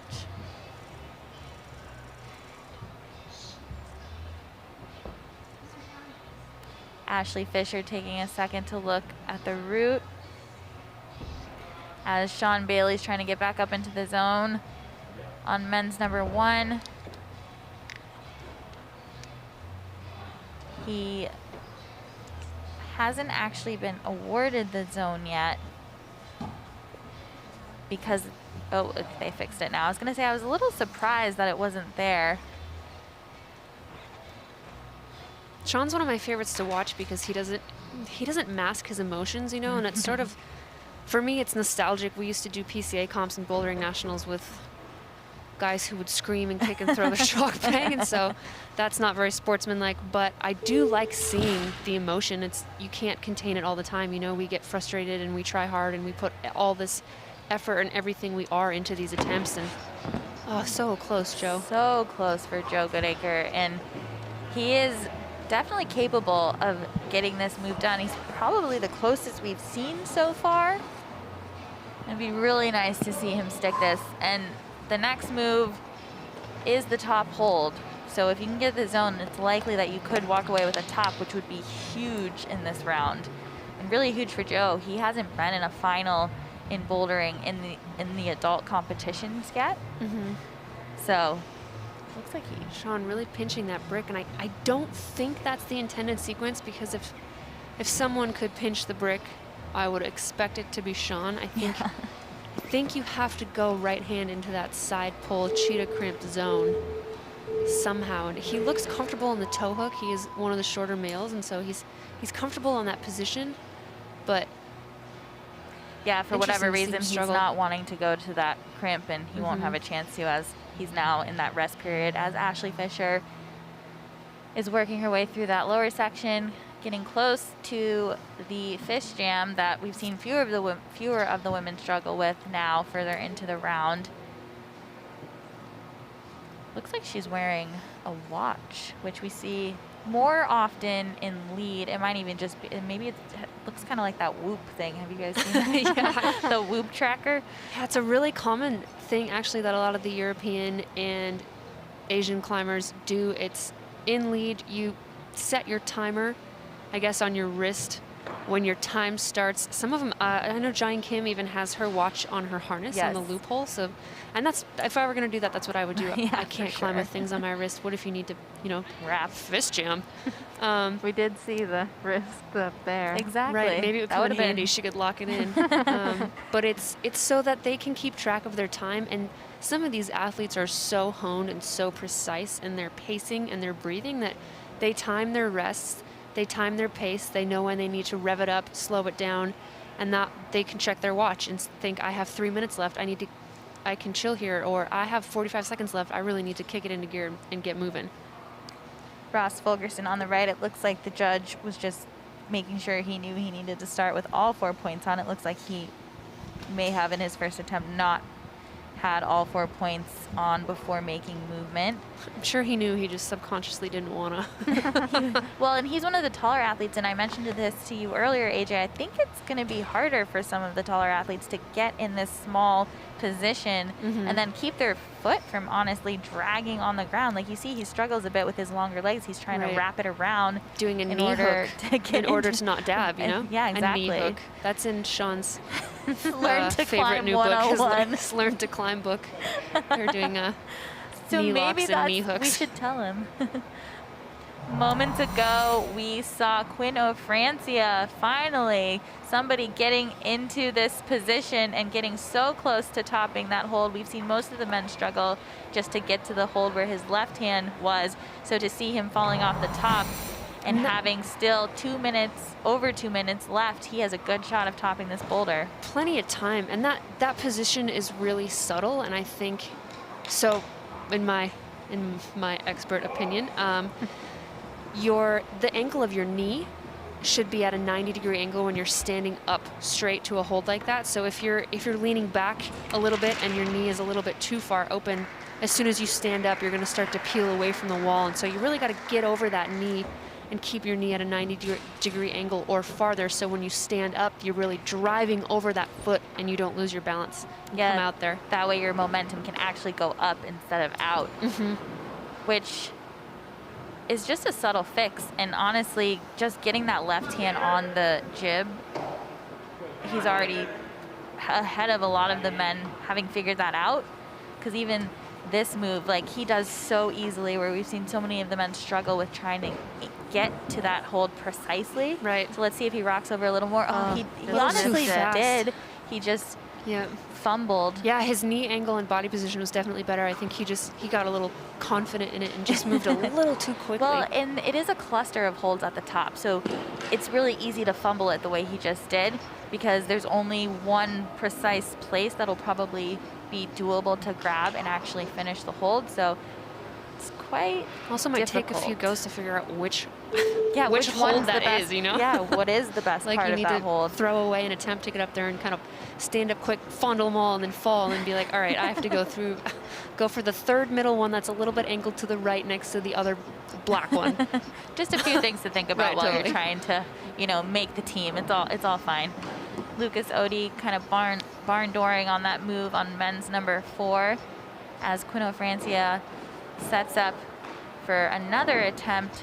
We just at saw getting him a top here. Kick his foot back and wipe his shoe off on his calf, which I think is going to be super important here, and especially as we head into the later climbers in the round. We just lost. Cool, him for a Josh. second. That clean foot is going to be important, and when we get out to like our higher qualified athletes, our Olympians, Colin and Nathaniel, they're going to have to deal with footholds that have been climbed on by 18 other men before them, walking across the... Here's a look at what we were just talking about. He takes a second to rub his shoe off on his calf, just giving his rubber an optimal stickiness. Yes, exactly. And you know what? I'm thinking about this boulder. I almost think the zone should have maybe been higher, as the men are not struggling as much to get to that zone hold, but they're really struggling to get to the hold right before the top. Yeah, I know what you mean, because like Quinn is doing more than what the other boys have. He's doing a lot more, and he is in a much more stable position to actually make a top. But what he did, he just gets the zone, even though he's done so much more. Yeah, it's worth boulder. the same, even though they weren't at the same point, which is frustrating in a comp.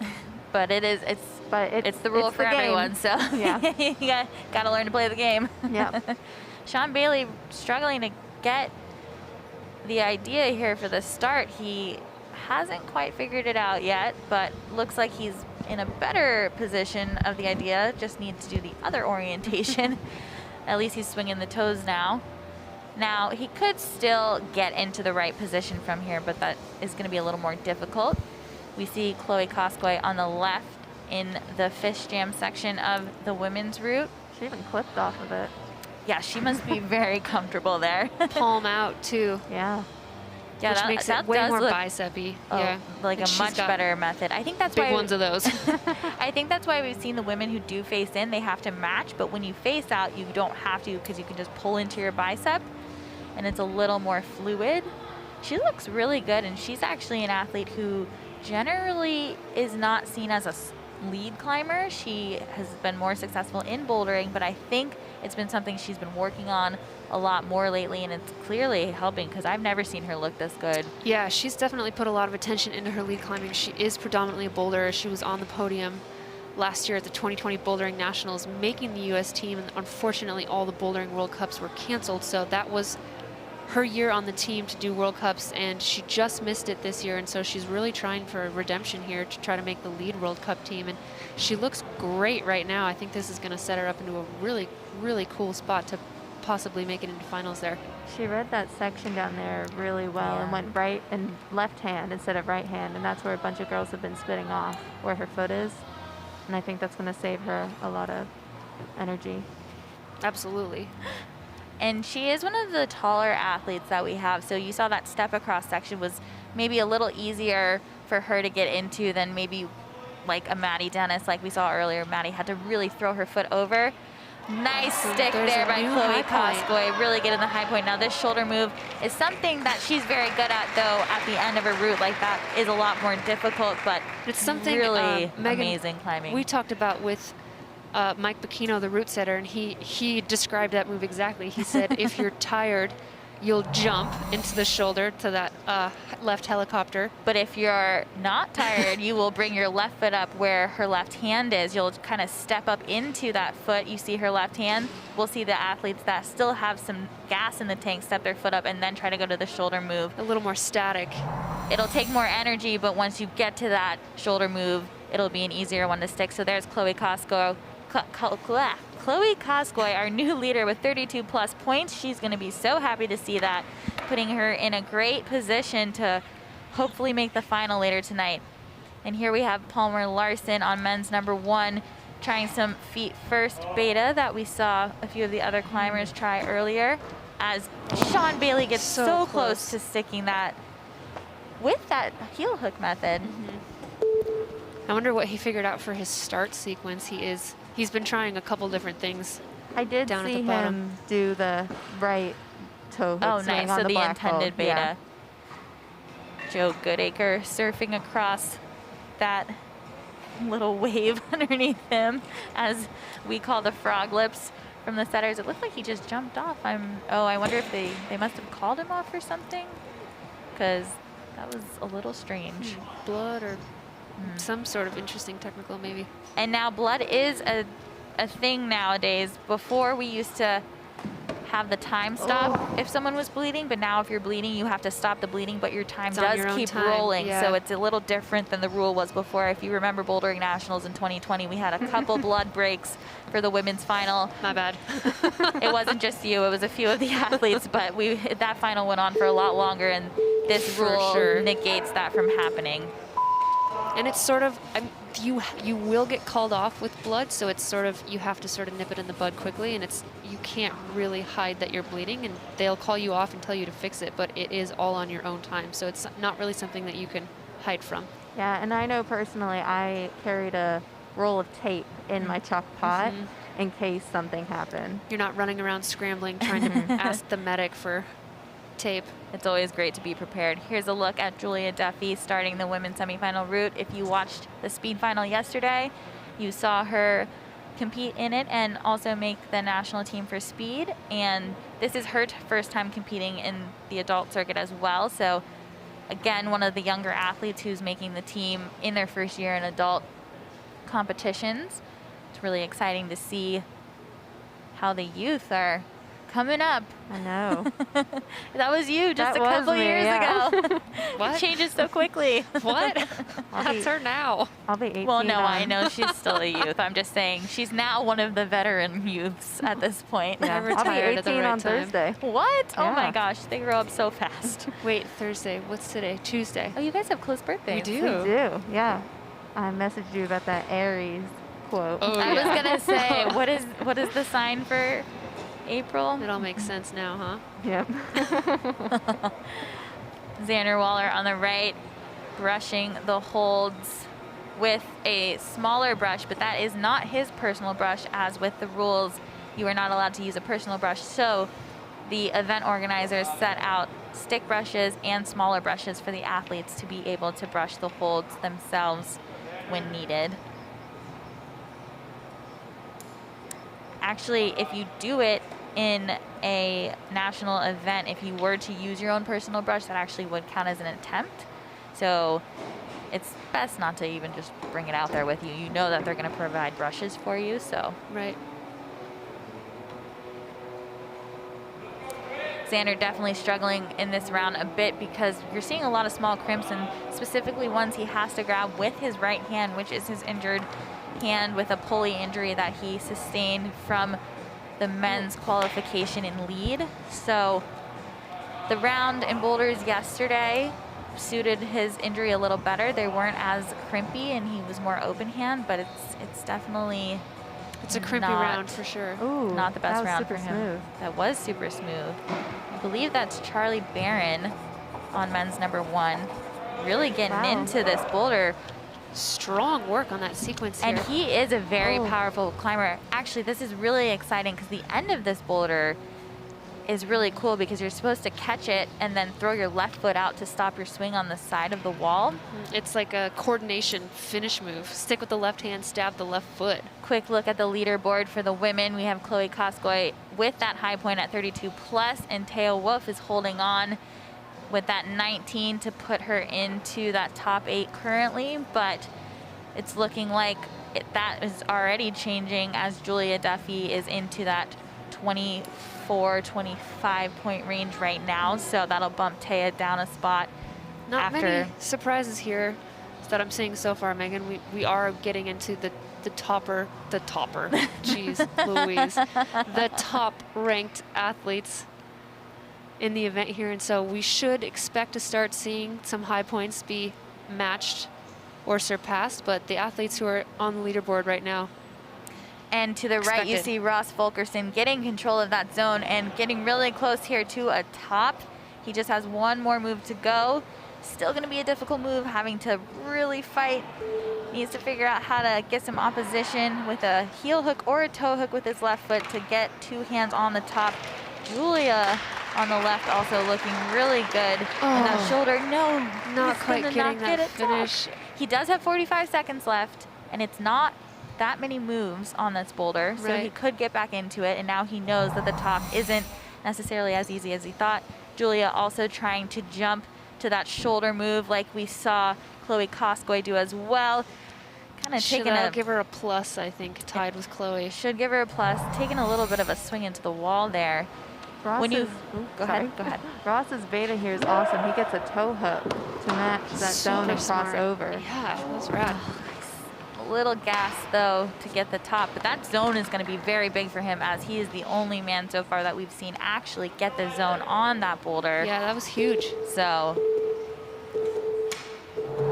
still. And then over here we have Charlie Barron getting ready to get to that top hold.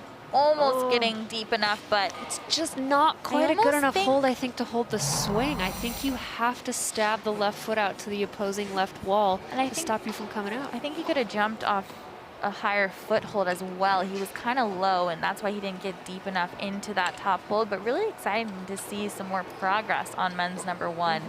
I was wondering if someone was going to get a foot on the blue pinch, but it just looks so high. It is. And Yeah. like it's going to push you maybe the wrong way. Maybe one of the shorter. I was the gonna shorter men say, will have better luck with that. There are a couple men in the round that are around 5'6"-ish, so it could be possible. Sienna Kopp, aka Cece Kopp, coming out in yet another awesome unitard. She is a style queen and rocking the space buns today instead of the pigtails. The space buns are kind of a standard CC uniform, and this outfit, she said that she was saving for bouldering finals, hoping that she were to make it. Maybe not expecting to make lead semis, but that would surprise me if she didn't. So hopefully she's got another outfit lined up for lead finals. Exactly, and on the right, well, we were just seeing Isaac left, but now we are to Sean Bailey, who is nicely in that position to set up for the top, just needs to get his foot up, which this is a style of climbing that Sean definitely excels at. He's generally really good on his feet, just a little bobble there, but he can easily fix that on his next attempt with plenty of time to go. So I think Quinn matched that hold He to did. make room for his foot coming up on the zone. He definitely did, which is probably the more efficient method. Granted, there are some people that are just really good at a high step hand-foot match on a slab. I mean, I feel like there are people that really do excel at that. So it'll be interesting to see if he does choose to continue with that method or go into that match method. I think what that moving the right hand up to match does is sort of opens your ribs up a little bit, and it's not so much of a bent over, squished position to get the high step, but bringing the right hand up to match the left hand really like opens the rib cage and allows for you to lean back a little bit and more space to bring the foot up. Sienna Kopp. Kind of a knee bar there on men's 1. Yeah, from Isaac Leff. Wearing a Subway shirt. Sponsored by Subway. Pretty creative for Isaac. And Sienna is getting into that fish jam, goes straight into it, choosing that face in method, which we've seen work a lot, though the face out seems to be a more stable method, but she doesn't seem to like that. She does look like she's in a really nice, comfortable position, though, which so not every woman we've seen there felt that comfortable, because we've seen a lot of slips. So I like the thumb on the outside. Yes. Not a lot of girls have been doing that. Gives you that extra opposition. Yeah. Secure looking pinch. She's pretty square. She's going to need to twist. Palmer Larson getting into that zone. So now we're seeing the second athlete to get into the zone. Early slip for Sienna. Definitely out of the not what bottleneck, she but wanted. also out of finals. She was a little square. I think hand out in the fist jam would have allowed her to sort of turn her knee and her hip in and be able to cross into that next cheetah crimp better, but yeah, she wasn't in the right body orientation. She needed her right hand there, and with that, she is not going to make the final, which will be disappointing for her. No final in any of the disciplines, actually, so not the team trials that she was looking for, nor the one we thought would happen for her. We definitely expected to see her in many of the finals absolutely this week, and luckily there are 2 Bouldering World Cups in Salt Lake, so the athletes that are not on the team, we have extra quota spots for USA athletes because the US is hosting that competition, so you'll at least get a couple, or she will at least get a couple World Cups in, likely. She was in that top 10 spot, so she will get an invite to the 2 Bouldering World Cups we have in Salt Lake, May 22nd and May 28th, so it'll be cool to see her there. But definitely a bummer not to see her on the team, as she's been in that position before and was definitely expecting that here. Very driven, one of the most driven and dedicated athletes at this event. She said she wanted it bad. So she's still very young. She's only 18 years old. There's plenty of time, and if it doesn't happen this time, it's okay. There's time later on, and I'm sure we'll see her for years. And out steps Mr. Zach Galla, who originally had signed up for lead, but due to a shoulder injury that he's recovering from, he had labrum surgery not too long ago, only been back in the gym for a couple of months. He decided that bouldering was actually less risky in terms of hurting himself worse in his shoulder. And I remember Alex and I were walking around the qualification round, and we were actually a little worried about a few of the boulders that were set yesterday. But for the most part, he said he didn't feel it so much in his shoulder, and he was able to make adjustments and keep himself safe and not hurt it worse. So hopefully this round goes that way for him as well. I'm a little worried about this press start, but he said that there's really specific movements that hurt it, and he knows what those are, and I think he's going to play it pretty safe here. And he did try to go with his left hand, his left hand instead, and it is his right shoulder, which he came into after and slipped on. So we're freaking out over here in the booth a little bit, but I think he's okay. So one of my favorites to watch, and I definitely don't want to see an injury on him here. No, definitely don't want to see that.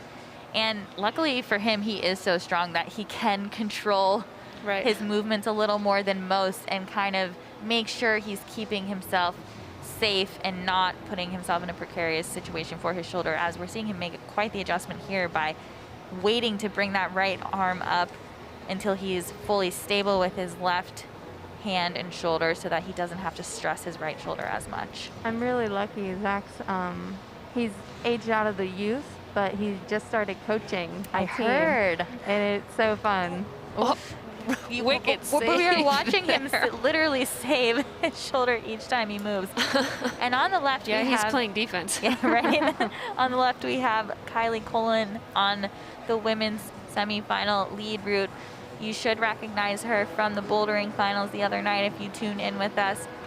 She had a really great day, and it's really nice to see because when she first competed in bouldering nationals in 2020, she didn't do as well as she had hoped, as she is a very talented climber, and though she's very young, didn't have that first adult comp like she was expecting it to be, so it was nice to see her in a final this week. And she definitely has a shot making the final here in lead, as she looked so great on the qualifiers yesterday.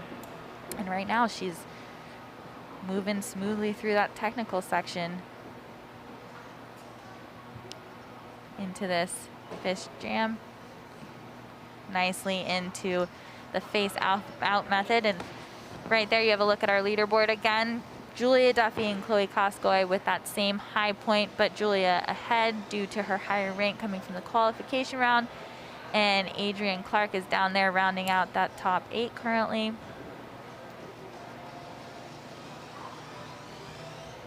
Using that foot as a hand for a second. Yeah. Cool press method. Just to make it a little more safer.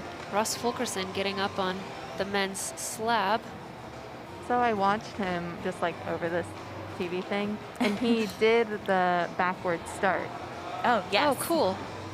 One hand. This is the second time we've seen him have one hand on a finish hold. Let's see if he can put 2 here. Oh, and you're supposed to inside flag here. This is an intended inside flag with the left leg, which I was really excited about, but he's going to take a back flag, which did not work as well. Give it to him. He stalled for a second. There's a chance that they Right would before it give it to slipped. him.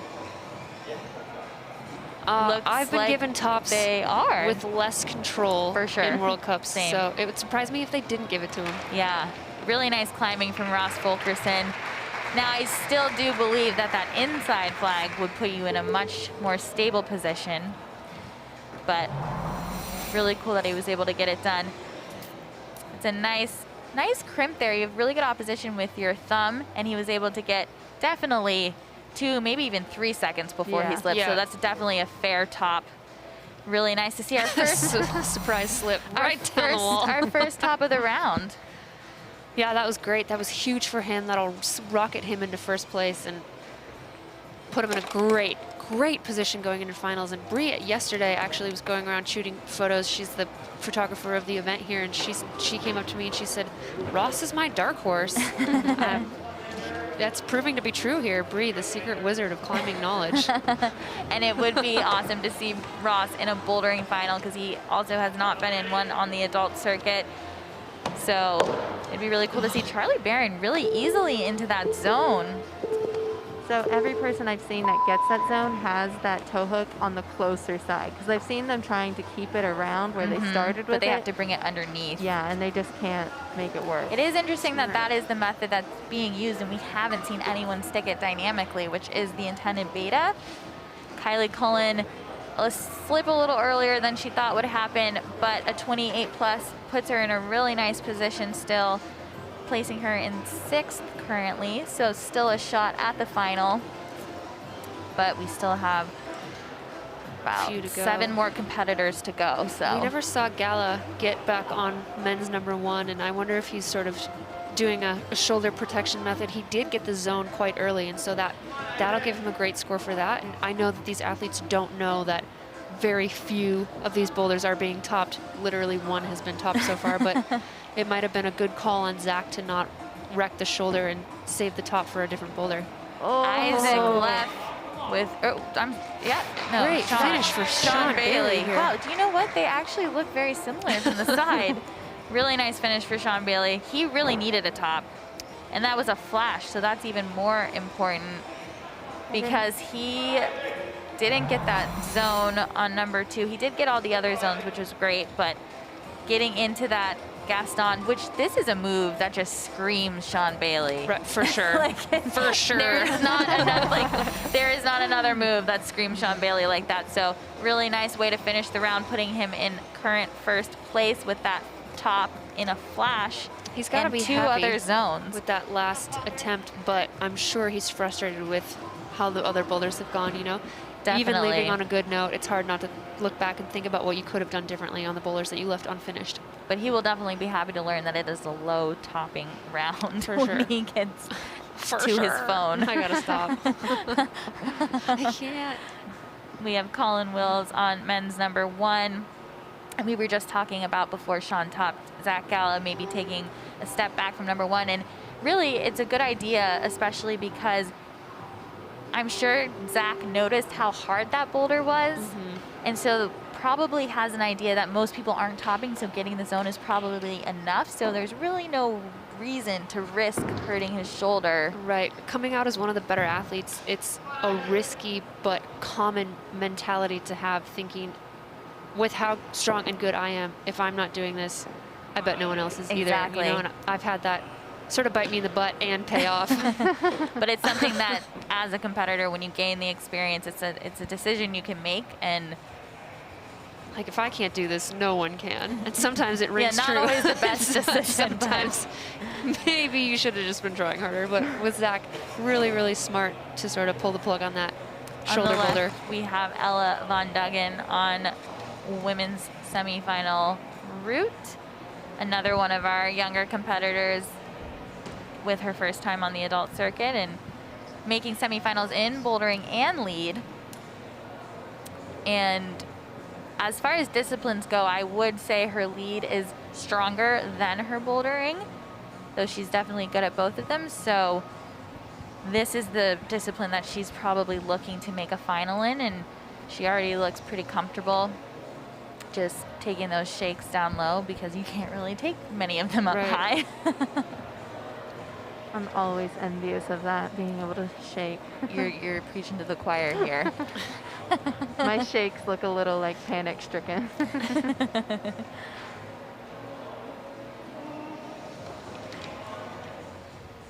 Colin Wills on men's number 1, trying to get into that zone. Definitely seen a lot of the men struggle with finding the right way to get into the zone, and whether to use that pinch volume or just go straight into the crimp. Palmer Larson trying to get his foot up to go to the top, not choosing that match method. Early slip for Ella Von Duggan. Palmer is another one of my dark horses for this round to sort of make it into a final here. He's a great climber. He's climbed extremely hard routes and boulders outside. And that was a good go for him, you know. 30 seconds left. It is a slower boulder, but it's plenty of time to get something done. And he's doing that face out method, which is the coolest. It's nice to see more of the men do this face out method. I mean, it does work really well. It definitely is the easiest method. I also think Palmer's the oldest climber in this competition. Right now, yes. There were some older ones in earlier rounds, but now he is gonna run out of time there, but gave it all the effort he could. Ella Von Duggan getting that 18-point bottleneck score by falling out of the hand jam and not getting that positive movement. Really early fall for her, considering how high in the rink she was coming out. New face on the mat. We have a new face, Ben Hanna, rocking a Pusher t-shirt there. Bringing it back. It's nice to see. I mean, when we started climbing, Pusher was the hold company. The coolest, the only. Yeah, the coolest and the only. So it's cool to see the comeback of Pusher. Now, this is a boulder that I actually think screams Ben Hanna. Now, if he doesn't do that. I was going to say, as long as he doesn't try to campus it. Yeah. Definitely needs to move his feet, but it's a movement that he is generally good at. And we have Megan Lynch here, who looked really great in the bouldering, made the final. And it's funny because she's like, I haven't been on a rope since December, and then absolutely cruised up the qualifiers yesterday. I was like, maybe you should keep doing that. It's working for you. She's such an awesome competitor. She's so funny. Yeah, I don't think people know enough how funny she is. Yeah, she's hilarious. She's hilarious. She makes training really fun. I've done some training camps with her, and it's just hilarious. Ben's looking strong on men's 1, and I think a lot, I mean, these guys can't know that this is a low top round. And it is hard to keep your head together, but I have been in World Cup rounds, I mean, even recently, where one top gets you into finals, and there were a few times where just 3 or 4 zones gets you into finals. You know, like the leaders going into finals get a top or 2, and the athletes who just get 4 zones and low tries make finals. And so you can't write yourself off here, and you have to stay in that headspace. Well, and Ooh, that was really fancy. fancy. A little hop over. I liked it. Isn't it almost Easter? A little bunny hop. I have no idea. I have no idea either. Not a holiday that I participate in. Speaking of the World Cup semifinals, bouldering is generally the toughest round.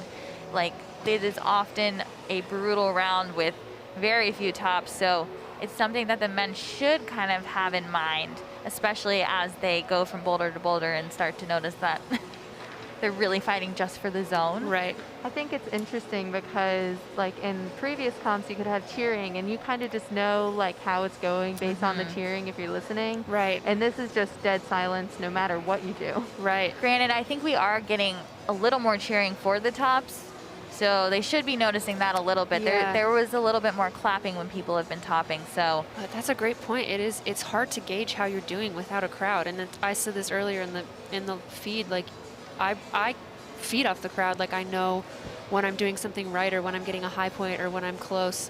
And that's something that is, when it's missing, really affects your game. No, I definitely feel that for speed because I can't look at the clock when I'm going, but Really close go for Gala. Zach Gala, so close. And Charlie Barron trying to on that right before Zach, he had his left hand on the jibs and tried to switch into the right hand instead of just staying in the match, which I don't think is the best idea. I don't think it'll make his hips be going in the wrong direction, but if he got up there that one time, he should be able to get back up. If he has time, actually. I don't have my eye on the clock right now. Here's Charlie Barron trying to figure out, he even goes for a palm press with his right hand for a second and then decides, nope, I'm gonna match, and then he should have just stayed in the match, but decides to just try to hot swap his hand really quick. And unfortunately, when you do that, you're gonna have to do it again to come back the other direction. So that's very risky. Oh, Ben Hanna getting up now. He just needs to jump really hard to get into that finish hold high enough. Definitely gonna need to go with two hands. That'd be really hard to catch one hand. We've seen Zach Gala up, Gala trying to fight for that zone and finally getting it. I think he could get a top here. It is going to be, no, but I know I just jinxed him a little, but it would be kind down of right hard. in that same position. He was compressing the entire way to the ground. It would be kind of hard with his right shoulder, honestly, to go to the top. Right. 2 zones for him is going to also be huge. Not a lot of men have stuck that zone on boulder 2. So that should be a really great score for Gala as he is 50% done with his round here. And Megan Lynch is walking away with that 21 plus score, a little lower than she would have hoped for and not putting her into that top 8, unfortunately. But still really nice climbing from her this week, and she was in that bouldering final, which is something to definitely be excited about. And right now, Zach Gala does, with those 2 zones, he did them in just 2 attempts and 4 attempts, so he has a really low attempt count right now, which is also going to bode really well for him moving through the rest of the round. I personally would love to see Gala in the finals. Me I think too. it's really cool how he's coming back from his shoulder injury. He had labrum surgery, and he said he's been back training for he's back training for I think only 6 or 8 weeks, and he said he feels like he's back at the strength he was before he got hurt, and that's awesome to see him bounce back like that. Yeah, I've seen him in the gym, and he's just cruising all like the black tags. He's also TikTok famous. I I know don't know if you guys he know this. is. He has like hundreds of thousands Like of way more followers than on Instagram TikTok, famous. for He's sure. TikTok famous. And it's for his crazy, dynamic, powerful style of climbing, and I would love to see that in a final. Yeah, I think he posted those Open Nationals with the crazy double thing, and he posted that, and he got so many views. I mean, which is warranted. Here we have John Brock on men's number 1. I think our tallest competitor in the competition today, 6'2", and a +4 wingspan. So yesterday, he actually jumped from the middle of the wall on the slab boulder in qualifiers to the finish hold, skipping a bunch of the other holds. So his height has been an advantage in some cases, and the closest person so far to getting 2 hands on that top hold, but And not was that able to catch flash to zone? That was a flash to the zone too, I think. Maya Madere working her way up this technical portion of the route. Another athlete who did really well in the bouldering round, just 1 spot out of finals, but looked really great in qualification yesterday for the lead. And definitely looking for a spot on the team here. Yeah, she's another one of our athletes who placed very well in bouldering. She got 7th, and so she'll get one of those coveted invites to our Salt Lake World Cups coming up in May, 21st, 22nd, and 28th through 30th. We get to invite 10 athletes to that, and so Maya will be one of those athletes performing on the U.S. team at the Bouldering World Cup, and she's definitely looking for a spot on lead here. And if any of you are interested in coming out to these Bouldering World Cups in Salt Lake, they're going to be awesome. They're outside. They're outdoors. It's Olympic level. Yeah, they're outside the. Yeah, they're like renovating the street. Yeah. To like bring these walls in. It's going to be cool. There's bouldering and speed. It's going to be Olympic level competition, and the Olympics bouldering is not both weekends allowing, and boulder and speed one of the weekends. Right, the second weekend. The Olympics are not allowing spectators, so this will be really your only chance to see that sort of level of competition. And then if you do come, be sure to check out the website and get some USA Climbing repping clothes. Support your team. Show up ready to cheer. Yes, because we'll be outdoors, so you can cheer as loud as you want to. Outdoors and vaccinated. Woo! Oh, I'm hoping I can get mine soon. Can't wait for the vaccine. Yeah. Helicopter sequence to the finish there. Really I don't big know swing that that'll there. work. I don't think so he either. Has to do the stab the foot out to the left wall. I know we've talked about that 100%. sequence a few times, but none of the athletes have done it, and it is something that's practiced in the training center a lot, so it surprises me that they're not reading the sequence. Maya has that right hand on the hold, which is the trickier sequence to come out of. She's gonna have to do a little piano match here while she's standing on The dual slippery part of Right, the great. foothold. That was really nice transition there for her, though. She didn't look like frazzled at all by that. Yeah, she's moving really well, climbing great. She's getting up here into And she's been high point territory. She's been getting on a rope a lot outside in this past year. So I think that's been really good for her to reset into like a competition mindset. Because when you do so many competitions back to back, I think it was nice for a lot of the athletes to spend some time outside to reset and then focus on some other disciplines you might not focus on as much. And because she is more of a boulderer, but also good at lead and has definitely improved in this last year. Almost sticking that hold, so that's going to put her in a really good position, but not in that high point position. She should get a 31 plus for her efforts there, as Isaac left is getting really close up there, kind of running out of time to make things happen. Being stuck in that, it's kind of the high point bottleneck for her. She is ranked higher when we go to countbacks, so even though she's tied with some of the athletes who came up before her, she will be ranked ahead of them due to countbacks, I believe. And that will keep us only taking 8 into the final. Here's a quick look at the men's leaderboard with Sean Bailey with that 1 top and Ross Fulkerson also with the 1 top, both of them 1 top 3 zones, just differing by attempts, which is a really cool breakdown. And you can see how important those zones are because Palmer Larson is still in that top 6 with just 2 zones. Right. And 4 attempts. So zones, minimal attempts, and you're likely to be sitting in a good capable spot for sure. the finals. Yeah. Here's for the Colin Duffy, our one of our 2 Olympic qualified athletes in this round today, taking, I believe that's his first attempt. Speaking of Olympic qualified athletes, here is Kyra Condi, one of 2 of our Olympic qualified athletes in the women's lead event, stepping up onto the semifinal route. We also saw her in the speed finals. She raced Emma Hunt for that first and second round, and both of them PR'd, and Emma set that national record. And actually, Kyra's time would have 48 hours ago would have been a national record with her second place finish, but because Emma smashed it repeatedly last night, we do have a new national record. That was I mean, so we had awesome. 7 new national records. I know, it was so amazing. It was so awesome racing her. It was really cool to see you guys push each other, you know? Like, Kyra's really been working on her speed moving into the Olympics, and it has clearly paid off, and that's a PR for her. Would have been a national record for her literally yesterday. And it was cool to see you guys go head-to-head and see how fast you can go when you're really racing someone who's pushing you. Yeah. And it's so fun because it's been over a year since I've actually like raced someone in a competition. Yeah. And like it's fun to like, you can see her in like your peripheral vision. You're just like, oh, there you are. Right. This is fun. You're here with me. I know, it's so fun. And she's such a great person to do it with. Colin got really high up on men's number 1 quickly. Still not able to generate enough to get high enough on that hold to bring that left hand up. It'll be interesting to see what kind of corrections he makes here. That blue volume is high, but I wonder if he could get his foot up there to just generate a little bit more, because if he could catch it in a more locked off position and pull up into it, which could be really helpful. He's a really smart competitor. Yeah, that's the first heel hook we're seeing there, and it definitely made that a little bit easier. Also, even maybe moving on an upper part of this red volume could give you a little more generation, possibly. Oh, what about a pogo?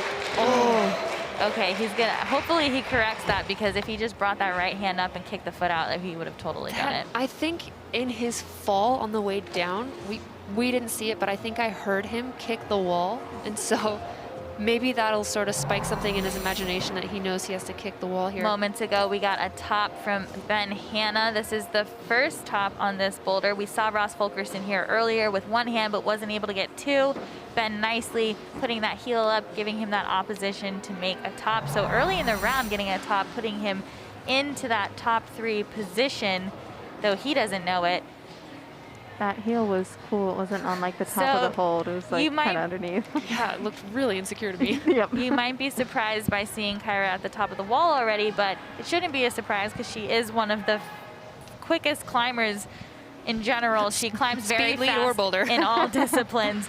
So she is up here fast and really looking to put a high point up and gonna tie that high point, but again, because of her rank going into it, she will be in that number 1 spot currently. Really nice climbing from her. It's nice to see her so efficient on the lead wall.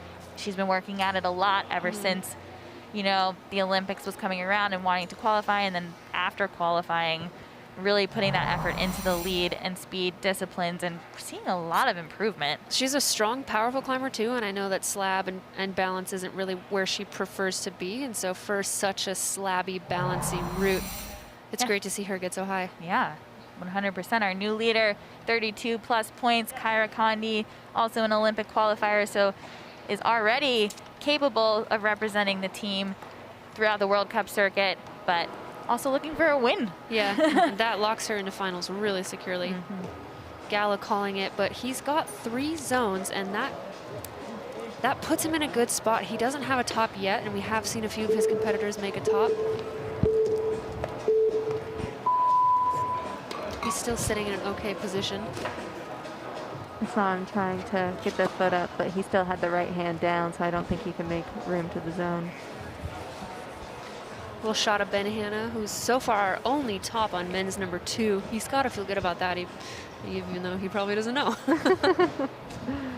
Here we have Brooke Rabitou out for the women's semifinal lead route. She was our 3rd place qualifier yesterday. No stranger to competition pressure or lead climbing. She's one of our best all-around athletes, clearly, as she has qualified for the Olympics. She was our first Olympic qualifier at the Hachiochi World Championships in 2019. This is a practice round for her. And then here we have Nathaniel Coleman out on men's number 1. And when I say practice round, what I mean is that these Olympians, they've already qualified, obviously for the Olympics, but also for all of the World Cups in any discipline that they want to do. And so they're already on the U.S. national team. And this for them is a week/weekend that they actually get to participate in the all-around or overall format. And so this is training and practice and to get in that competition mindset before leading into the Olympics in August in Tokyo. Is this like a faster schedule for them? Like, this is a more grueling schedule for sure. So this format, doing all 3 disciplines, is actually harder than the format that they'll see at the Olympics. And so this is a great training weekend for them. Making that strongman grips. I know, Match looks so chill. Also using the heel that we saw Colin Duffy do, and that's a smart tactic because all the men we saw put their toe up, it gets them stuck in that scrunchy box and pushes them out. I think it's cool how he did the heel and he had the toe. Our first athlete to kick the left wall and top men's number 1 That is exactly what the route setters intended. That was a flash. The setters, as we were talking to this morning, said that they made it basically impossible to try to finish that boulder without the kick of the left wall. And so Nathaniel is one of our most seasoned veterans and one of the smartest competitors we've ever seen in this game coming out of the US. And so for him to know that, have that body awareness, to be able to kick the wall, to stop his momentum and oppose that last finish jug is really impressive, but not surprising to me at all. No, that was so smooth. And body awareness and just understanding movement are two of his biggest skills that really set him apart from a lot of the other competitors. Absolutely. He made that whole boulder look so chill. Yeah, Definitely a boulder that screams Nathaniel Coleman. for sure. He's going to finals with one top here, Right. like, you know? There you go. Here we have Brooke Rabitou, another one of our Olympic qualified athletes on the women's semifinal route. Really nice climbing from her yesterday in the qualification round. Had a slip on one of the routes, but then really fought for that other route and almost got a top. Her and Natalia Grossman getting into similar positions. Natalia just getting control of a hold and Brooke getting control of the hold below it. So it's going to be a good show between the two of them, I think, on this in the women's lead.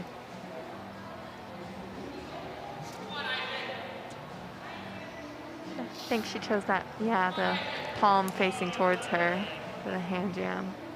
Comfortable in the lock off there. Yeah. I think it's something we're seeing a lot more from the athletes that do spend more time outside, and Brooke's one of those athletes who's been climbing her entire life and spent a lot of time outside in a lot of different places. So seeing those kind of movements from the ground immediately is something that is going to happen with her.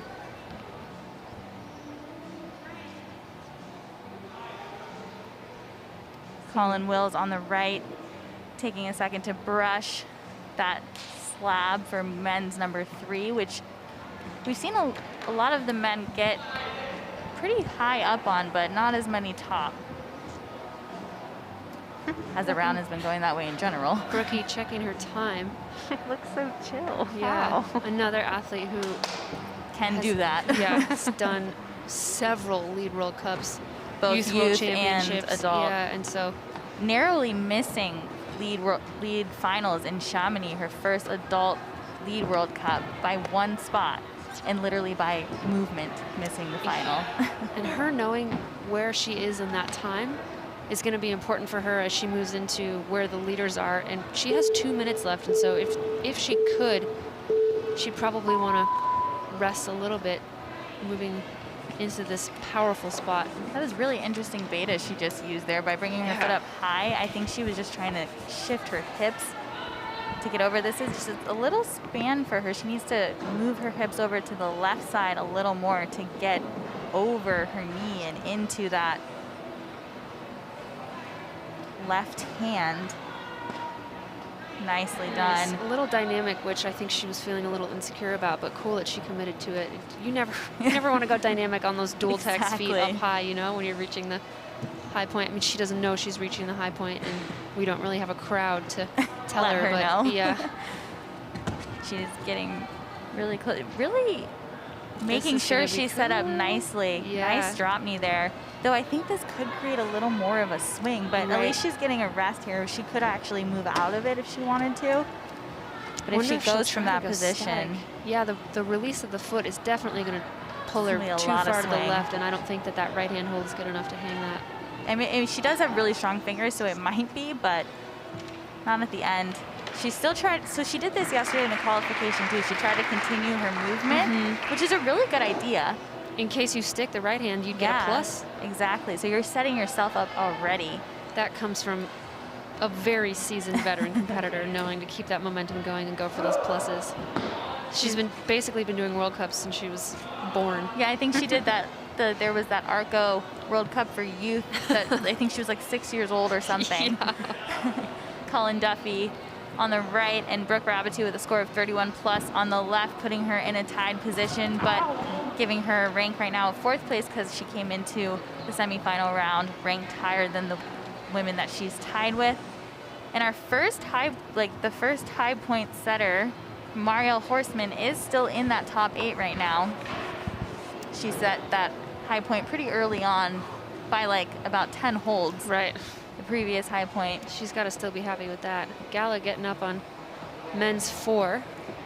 Now I'd like to see a top on him here, but I'm not sure about that shoulder. Well, at least he is going with his left hand into the finish is the good part of that. Campus spin around, one of my favorite moves. I want to see the French blow from him. It's like his Or move. With the the doughy mask, at the though, top. I feel like it's- you're less likely to do it. Right. Nice Come on, choice buddy. of beta on the right by Van Hannah. Really looking great in this round, climbing very efficiently and reading the boulders really nicely. Narrowly missing the top, but he has plenty of time to do it again. Hannah is hungry. He's been living in Salt Lake, going to the training center, working. He wants it. He wants to be on the team. He made podium last year, 2020 Nationals, and made the national team, but did not go to any World Cups. They were all canceled, and so he really wants to make the team again, go to World Cups, and I think that he's proving today that he belongs in finals and he belongs on the team. 100%. And you just had a look at Ashima Shiharishi getting a quick reviewing look at the women's semifinal lead route. She did not perform as well as she had hoped to, or as well as we expected her to in the bouldering, but in the lead round yesterday, she looked really strong and just as I had expected her to look. So she should perform well on this route, and she is a very technical climber and really understands body movement well and has great flexibility. So a route like this will play to her strengths. Absolutely. And she's a very talented climber all around, but I think Yes. she is more comfortable Lead, tied into a rope.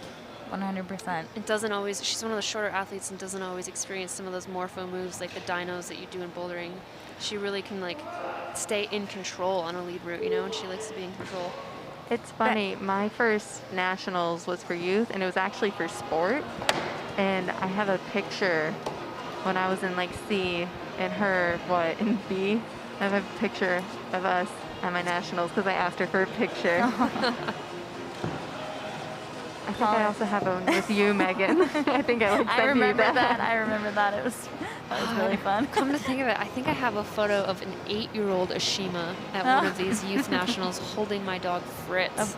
Oh my God. Luckily, she didn't bite her No, because Fritz does not like children. She does not. She's only ever bit Brooke. Van Hannah is trying to rush through off camera and on camera. To the right, we have Zach Gala trying to get up into this finish hold. A finish would be huge for him, but I think he might be able to secure a finals getting only 4 zones, and that's where he will end his score. He is currently in 6th place. So 6th place, and actually, Nathaniel's the last athlete, so unless Colin tops one of these. Yeah, if Colin tops, then that would put Zach out. But as far as the people that are currently in this, and there's a couple other athletes that could also top and put Zach out, but really, really good climbing from him. And obviously he was dealing with a little bit more, having just come back from a surgery. So, I mean, I'm sure he's just happy, honestly, not hurting himself in that round, because that is really scary to do in a bouldering round. So, and worst case scenario, he's doing our Bouldering World Cups in Salt Lake exactly, in May, where he has more time to heal for them. Because in reality, maybe going to Meiringen in April wouldn't be the best for him anyway. Yeah, a little soon. So it'll be better for him to wait till May. Ashima is looking very calm still. There's our Gala man. With the purple mask, not looking to pumped match at all. the purple top. not pumped totally at all. vascular. Oh my gosh. Do you even lift, bro? Ashima looking a little uneasy here, actually. Taking a second to clip. It's kind of a nice foot placement, though, in that previous hand jam on those 2 holds. As John Brock to the right is trying to figure out how he wants to attempt to go to the top here. I think It's nice that you can just stand there to take a second and figure out which body position you want to get into. I think these clips on the women's route with the extended draws are a little awkward. They definitely are. We saw that yesterday too a few times. Also, the extended draws in general, they're just more likely to swing. And if you accidentally to have any sort of mishap, it can kind of become disastrous. Wow, using every inch of his reach. Now, he might have to do a drinky bird kind of thing to match or go for that inside flag in order to make that happen. It's likely that the route setters thought about that. I mean, I'm 100% they thought about that, and they know that he is a very tall competitor, and it's likely that that really won't work because they thought about it. Yeah, and even if you can reach the finish, the position that it takes to sort of bring your left hand over to match is going to make that right foot less secure and probably pop it off. It's kind of like teasing them. Oh, you can get your one hand here, but you're not going to be able to get your matched hand there from that foot, so it doesn't matter. I think it's funny if you look at the timing on the women's route. Like Ashima's chilling with a minute 30. Yeah, and Kyra was already time for sure. Kyra was already done at like 3 minutes. Yeah. So that's a perfect example of the very different skill sets that those two athletes have. Ashima definitely has far more endurance naturally than Kyra does, and endurance is something that Kyra has to work for a little bit more, and she knows that the faster she moves, the better off she's going to be at being successful. Nicely rocking in to this volume, and you know what? We did see her run out of time at at Lead Nationals in 2019. I don't think time will be a factor here to get the high point and possibly to top. Right, or break a tie. Or break a tie, yeah, that's exactly. Really the only time it comes into play is if two athletes top, it will be the athlete who tops. Well, I also just mean, fastest. like, I don't think she'll run out of time to get to the high point, but she might not have enough time to top. To TikTok. She does have a watch on, doesn't she? Or she was looking down at the clock. Harness. I think I might have to retract my previous statement, because that clock is just counting down here, and she does need to get over because she needs Time to to get motor. Now, as long One as she move. can get this plus, that's enough to put her in the tie, but she definitely needs to move. 5 seconds to let's go, girl. All Okay, right, so she's gonna get the plus. Wow, that was a little touch and go there. Cool, down to the wire. Oh my goodness. I think I stopped breathing for a second. So she will be just above Brooke Rabitou now with that 31 plus. Mad Nathaniel, you don't see this very often. I like it. I like when he shows emotion and gets mad because he's one of our most composed athletes, and so he has such high expectations of him that I like the emotion. The emotion is definitely good. You just saw a quick replay of Ashima going for that 31, or for the 32 hold and getting that 31 plus after not sticking the 32. Oh, and it looks like John Brock is gonna make it happen. I would be interested to see what the setters would say about that, just because they had to have known that there was a possibility for that to happen. And it was still a little challenging to have to find that balance position. He was able to negate having to put that foot up, which all of the other men who have topped has had to do that. There's a quick look at Nico Klebja wondering what he's thinking right now. Yep, there he goes, out the door. He's mad. He looks like he's kind of upset. I mean, talk about emotion. He's one that shows a lot of emotion as well. Sure. It's not just the athletes, but the route setters do also show emotion from time to time. It's funny because when I was going around getting people's heights and wingspan, some of the athletes thought it was for the setters, and they actually were giving me different numbers, and I was like, oh no, they don't look at this. This is for our broadcast. I did not know that was a strategy. Well, it is, and if you think about it, right, it's not a bad strategy. No. You just had a quick look at Natalia Grossman, our current leader from yesterday's qualification, or our leader from yesterday's qualification hasn't yet started the women's semifinal route, but now she has, and she's also the winner of the bouldering discipline here this week. And on the right, we have Colin Duffy, one of our Olympic qualified athletes, trying to figure out how he's going to get his feet up on this slab. And he does need to get a top in order to get into that top 6. He was one spot out of finals at 2020 Bouldering Nationals, so a final here is definitely something he wants. Though he already has a spot on the team, that's not really at stake for him here. But he always wants to be in a final, always wants a shot at the podium. That's just his mentality, for sure. Yes, 100%. Wants to win. And for him, it's such good practice to be here, and for all the Olympic qualified athletes, this practice here is so important for their journey to Tokyo. Ben Hanna already in finals and he doesn't know it. Putting on a great show on men's currently in first and he doesn't know it. Right. Which, knowing Ben Hanna, he would be psyched to know. Oh, yeah, absolutely. He's another one I love watching. He wears his emotions on his sleeve. You can tell when he's frustrated. You can tell when he's stoked. And that just makes such a cool competition to see because you really get to witness what the athletes are feeling. He's a funny guy. In semi-finals for my bouldering, his sport, he took some yoga pads and started making a bed. Natalia Grossman getting through the technical lower section of the women's route. It was funny because I was talking to her after the qualification round in lead yesterday, and she was like, I'm so tired, actually. I felt more tired than after the boulders, and I was really surprised to hear her say that since it's just 2 routes versus like all those bouldering rounds she did.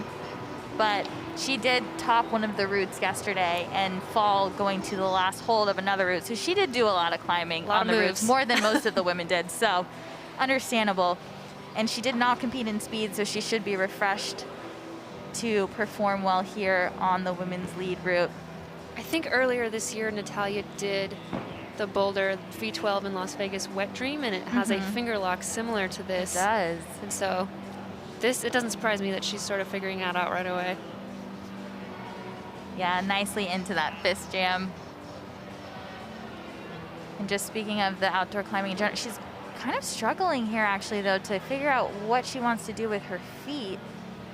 Isn't super comfortable standing up, but it looks like she's putting herself in a better position now. Nicely into that number 19 hold. Should make her feel a little better. Here's our current, well, there was our current leaderboard for half a second for the men, but I actually can tell you an unofficial leaderboard with Ben Hanna currently in first, Sean Bailey in second, Ross Fulkerson in third, John Brock in fourth, Nathaniel Coleman in fifth, and Charlie Barron in sixth. So bumping Zach Galla out currently in seventh.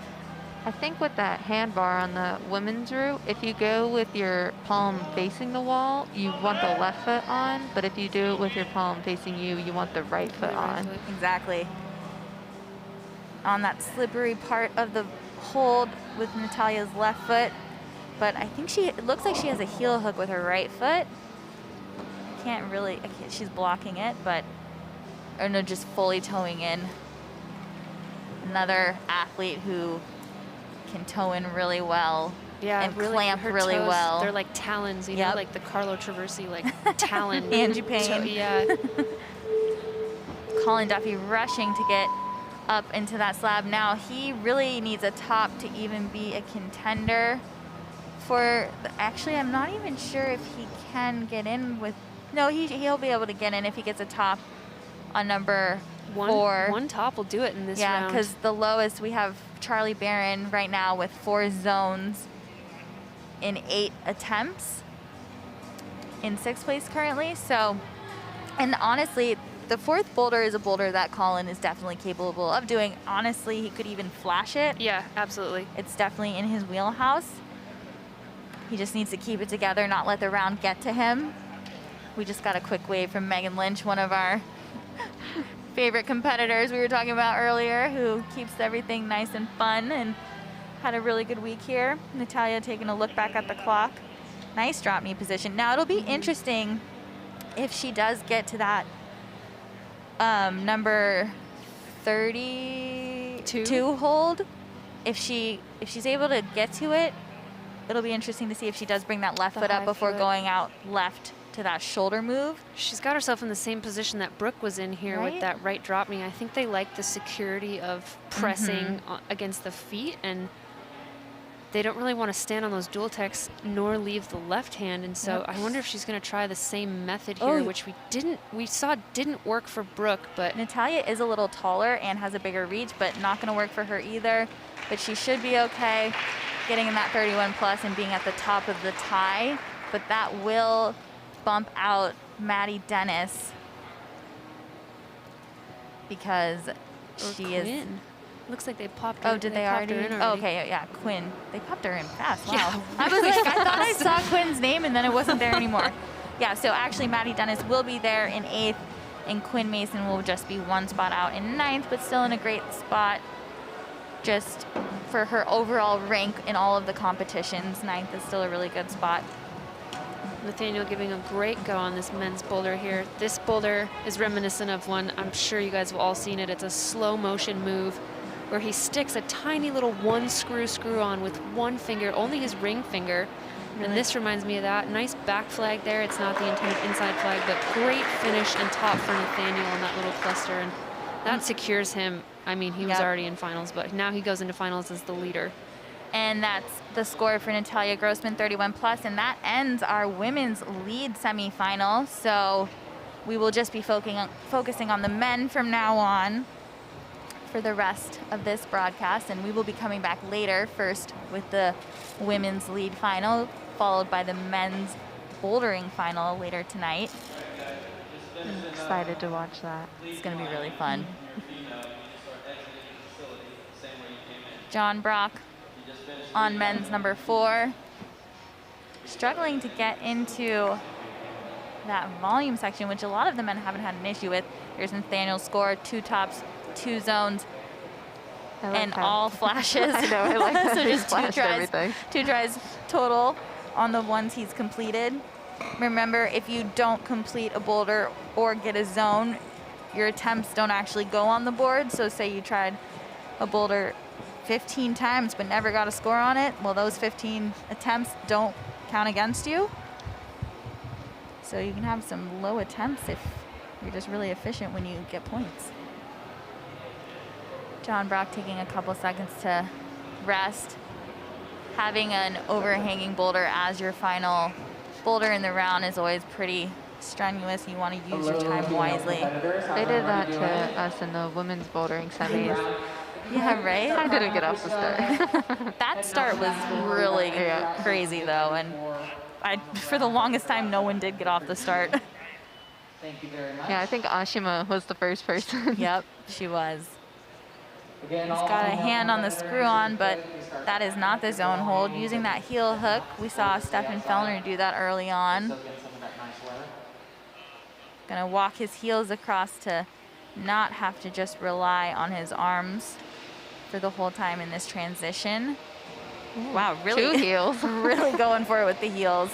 Gotta conserve the energy. He must be a bit tired. I do think this final move is going to be a little more difficult for the taller athletes, not being able to rock up as much. He's going actually with a different approach. Smart. Going up right. Grabbing that volume on the other side like that. That gives you leverage to stand up. 5 seconds left. Not sure it'll be enough time. Gets 1 finger to touch the finish hole, but not going to get a top there.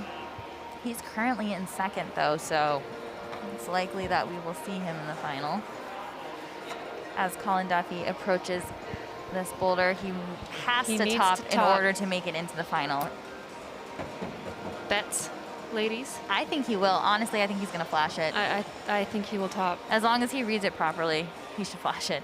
Another look there at the women's semifinal route. There is our leaderboard moving into the finals. Kyra Condi, Julia Duffy, Chloe Koskoy, Natalia Grossman, Ashima Shiarishi, Brooke Rabatou, Maya Madare, and Maddie Dennis. Not really many surprises there. Maybe the order is a little surprising just because some of our later athletes ended up not doing as well as we thought, but they still did make the finals. So we'll see a really exciting final later from the women. So please come back for that. Oh, just pulling a 1 arm there. See, Colin Duffy going for a flash indeed, showing how strong he is. That was awesome. That was very impressive. Did you see him do that on the lead qualification route with a clip? He like 1 arm and clipped. No, I didn't get to see the qualifiers. You were competing. Yeah. Sorry, Emma. Nicely into this press. Not in the best position, though, to actually move to the top. Needs to really rock onto his hips. Now this is where bouncing that foot around was great. His shorter stature is helpful. We called that earlier, actually. We figured that Colin would be one of the only athletes to cross instead of bump because he is only 5'6". He kind of fits in that box a little differently. We foreran this with head roots that are not foreran. By foreran, we sequenced. We foreran with our feet and hands on the ground. We did not use our hands and our feet to go up the wall. And we talked about this exactly with Colin Duffy being able to fit in that box and the fact that he would bite down on that blue crimp and cross and not do the Sean Bailey finish method where Sean went up to the Gaston shoulder and Colin was able to get up on that volume and cross, which was really cool. That one arm there. Totally, the dangle. Trying to show just how strong he is. Very impressive climbing from Colin Duffy and really great understanding of movement here at the top and just adjusting by moving his foot to the point on the volume and going for a different method to cross into the finish, giving him that one top, 3 zones, and just a total of 3 attempts, which puts him into 4th place unofficially. So we will see him in the final, so he will be very happy with that. Yeah, you called it with the flash. I mean, I feel like watching Colin climb over the years, it was just really obvious that that was a boulder that would suit him. The only way it would maybe not be good is if he didn't see something. I don't know if anyone remembers, but 2020 Bouldering Nationals, he didn't see a tick mark that was placed where a hold was. So he was on the boulder and kept trying to do the finish move without a hold that was there. So barring any kind of disaster like that, I figured a flash was likely. Now we're just waiting for this clock to run down for Nathaniel Coleman to take his shot at this last boulder. I also think a flash is possible here. Now it'll be done much differently than what we just saw due to the difference in stature. Gaston method for sure. Yep. But Nathaniel doesn't really need to do anything on this boulder. Not that he knows that, because he doesn't get to see them ahead of time. He can't see the live scoring.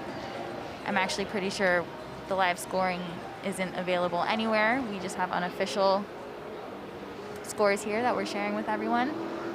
It's a perk of being here with you guys. I get to know the score.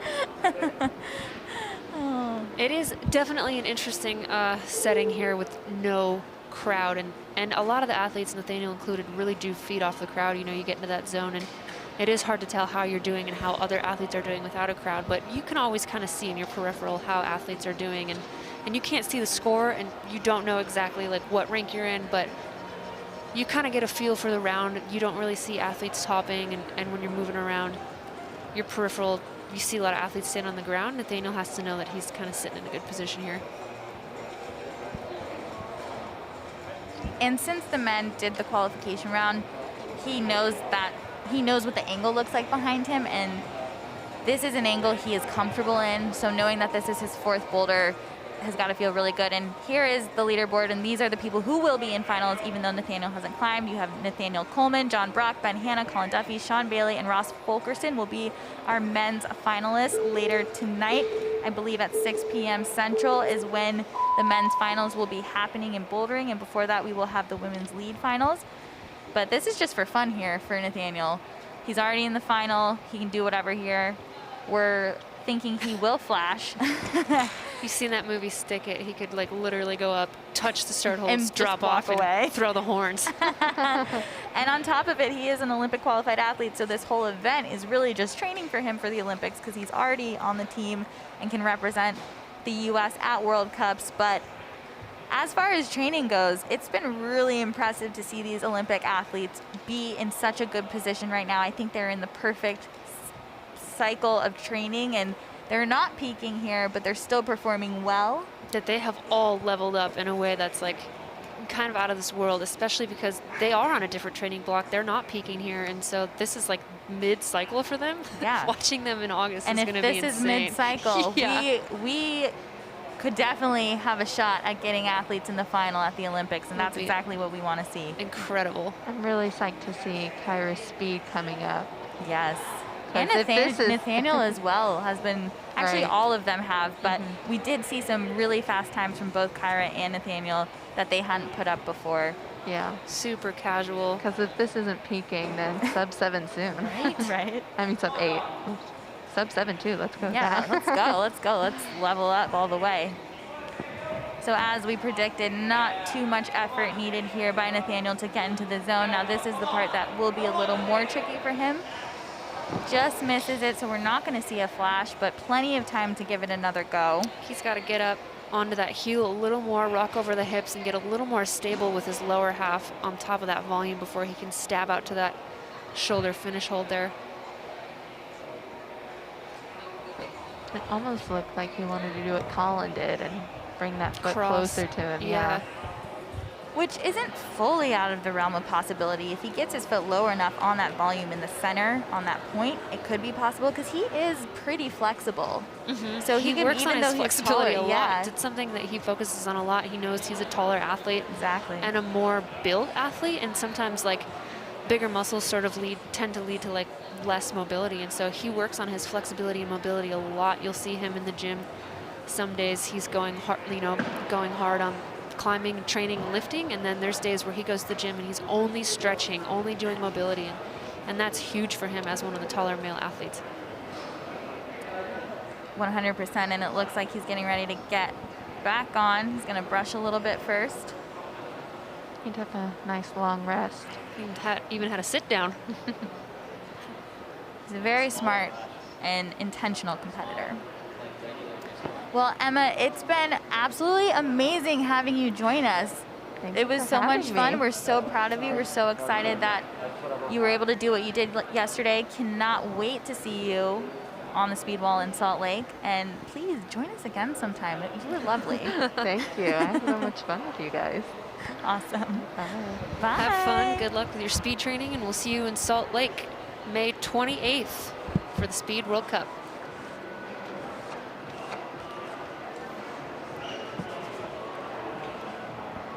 Nathaniel really running down the clock, which I think is a smart decision because he knows he really just needs to correct whatever he did at the top on his last attempt.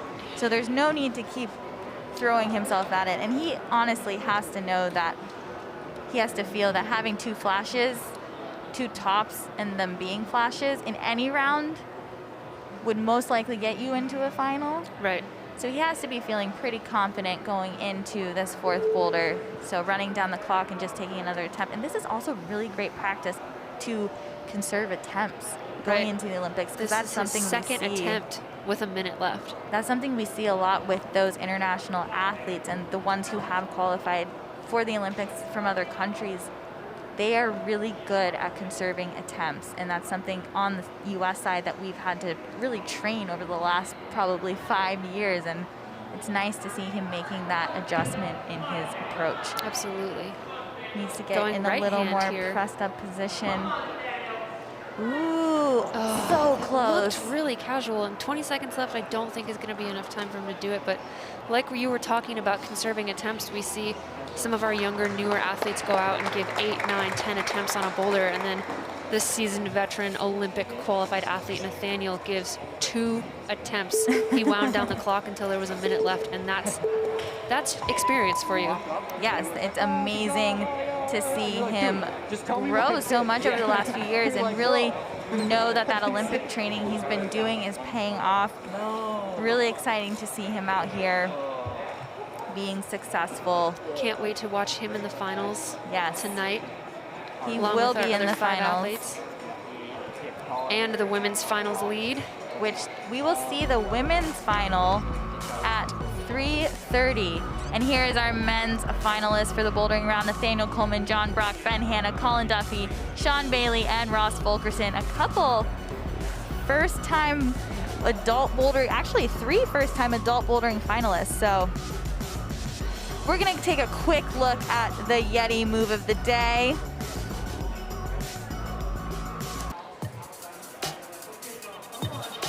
Our YETI move of the day is gonna start with Kyra Condi, who really just flew up the wall. She was the fastest climber on this lead route and ended up getting that high point. And then our other YETI move of the day has to go to Nathaniel Coleman with this out of the gate flash, midair hang, foot kick to the wall, perfectly reading this sequence. Comes with no surprise that that's the YETI move of the day there. He basically does a left-hand dyno. And another move of the day, Colin Duffy showing us just how strong he is with that one arm midway through the boulder on men's number 4. Getting a flash here as well, which this is why he made it into the final. Without this, he wouldn't have been in there. Really exciting stuff here today from the men and the women, and we will be back later on for the women's final. 3 p.m., I believe. I think that it is actually 3:30 for the women's final, but we'll be live a little bit before, and then we'll come back after the women's final for the men later on tonight. Thank you so much, everyone, for joining us. Hope you enjoyed the climbing. We sure did. Absolutely. Can't wait to watch finals. Yep, see you later.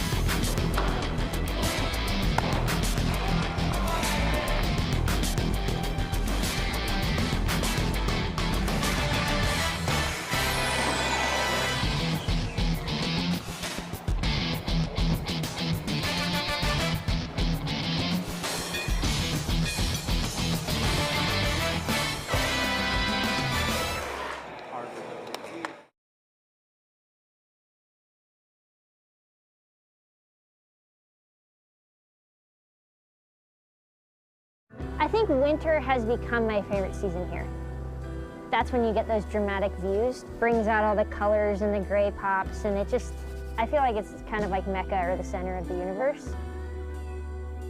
It's not a fluffy place to come. It's not a feel good, boost your ego. It's just like you get a beating. Yeah, if I could only climb one place for the rest of my life, it would be Yosemite.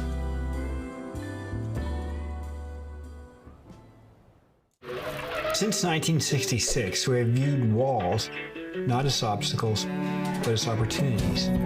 From the big walls of Yosemite to the high peaks of the Himalaya, we were searching for a personal kind of freedom. In this pursuit, we found a community, strengthened by different stories, experiences, and perspectives. This community has shown us that the only way forward is together. We fight the battles no one hears about. We drop into the middle of firefights to rescue others. And act as one-man air traffic control towers. We're the ones who go before all others.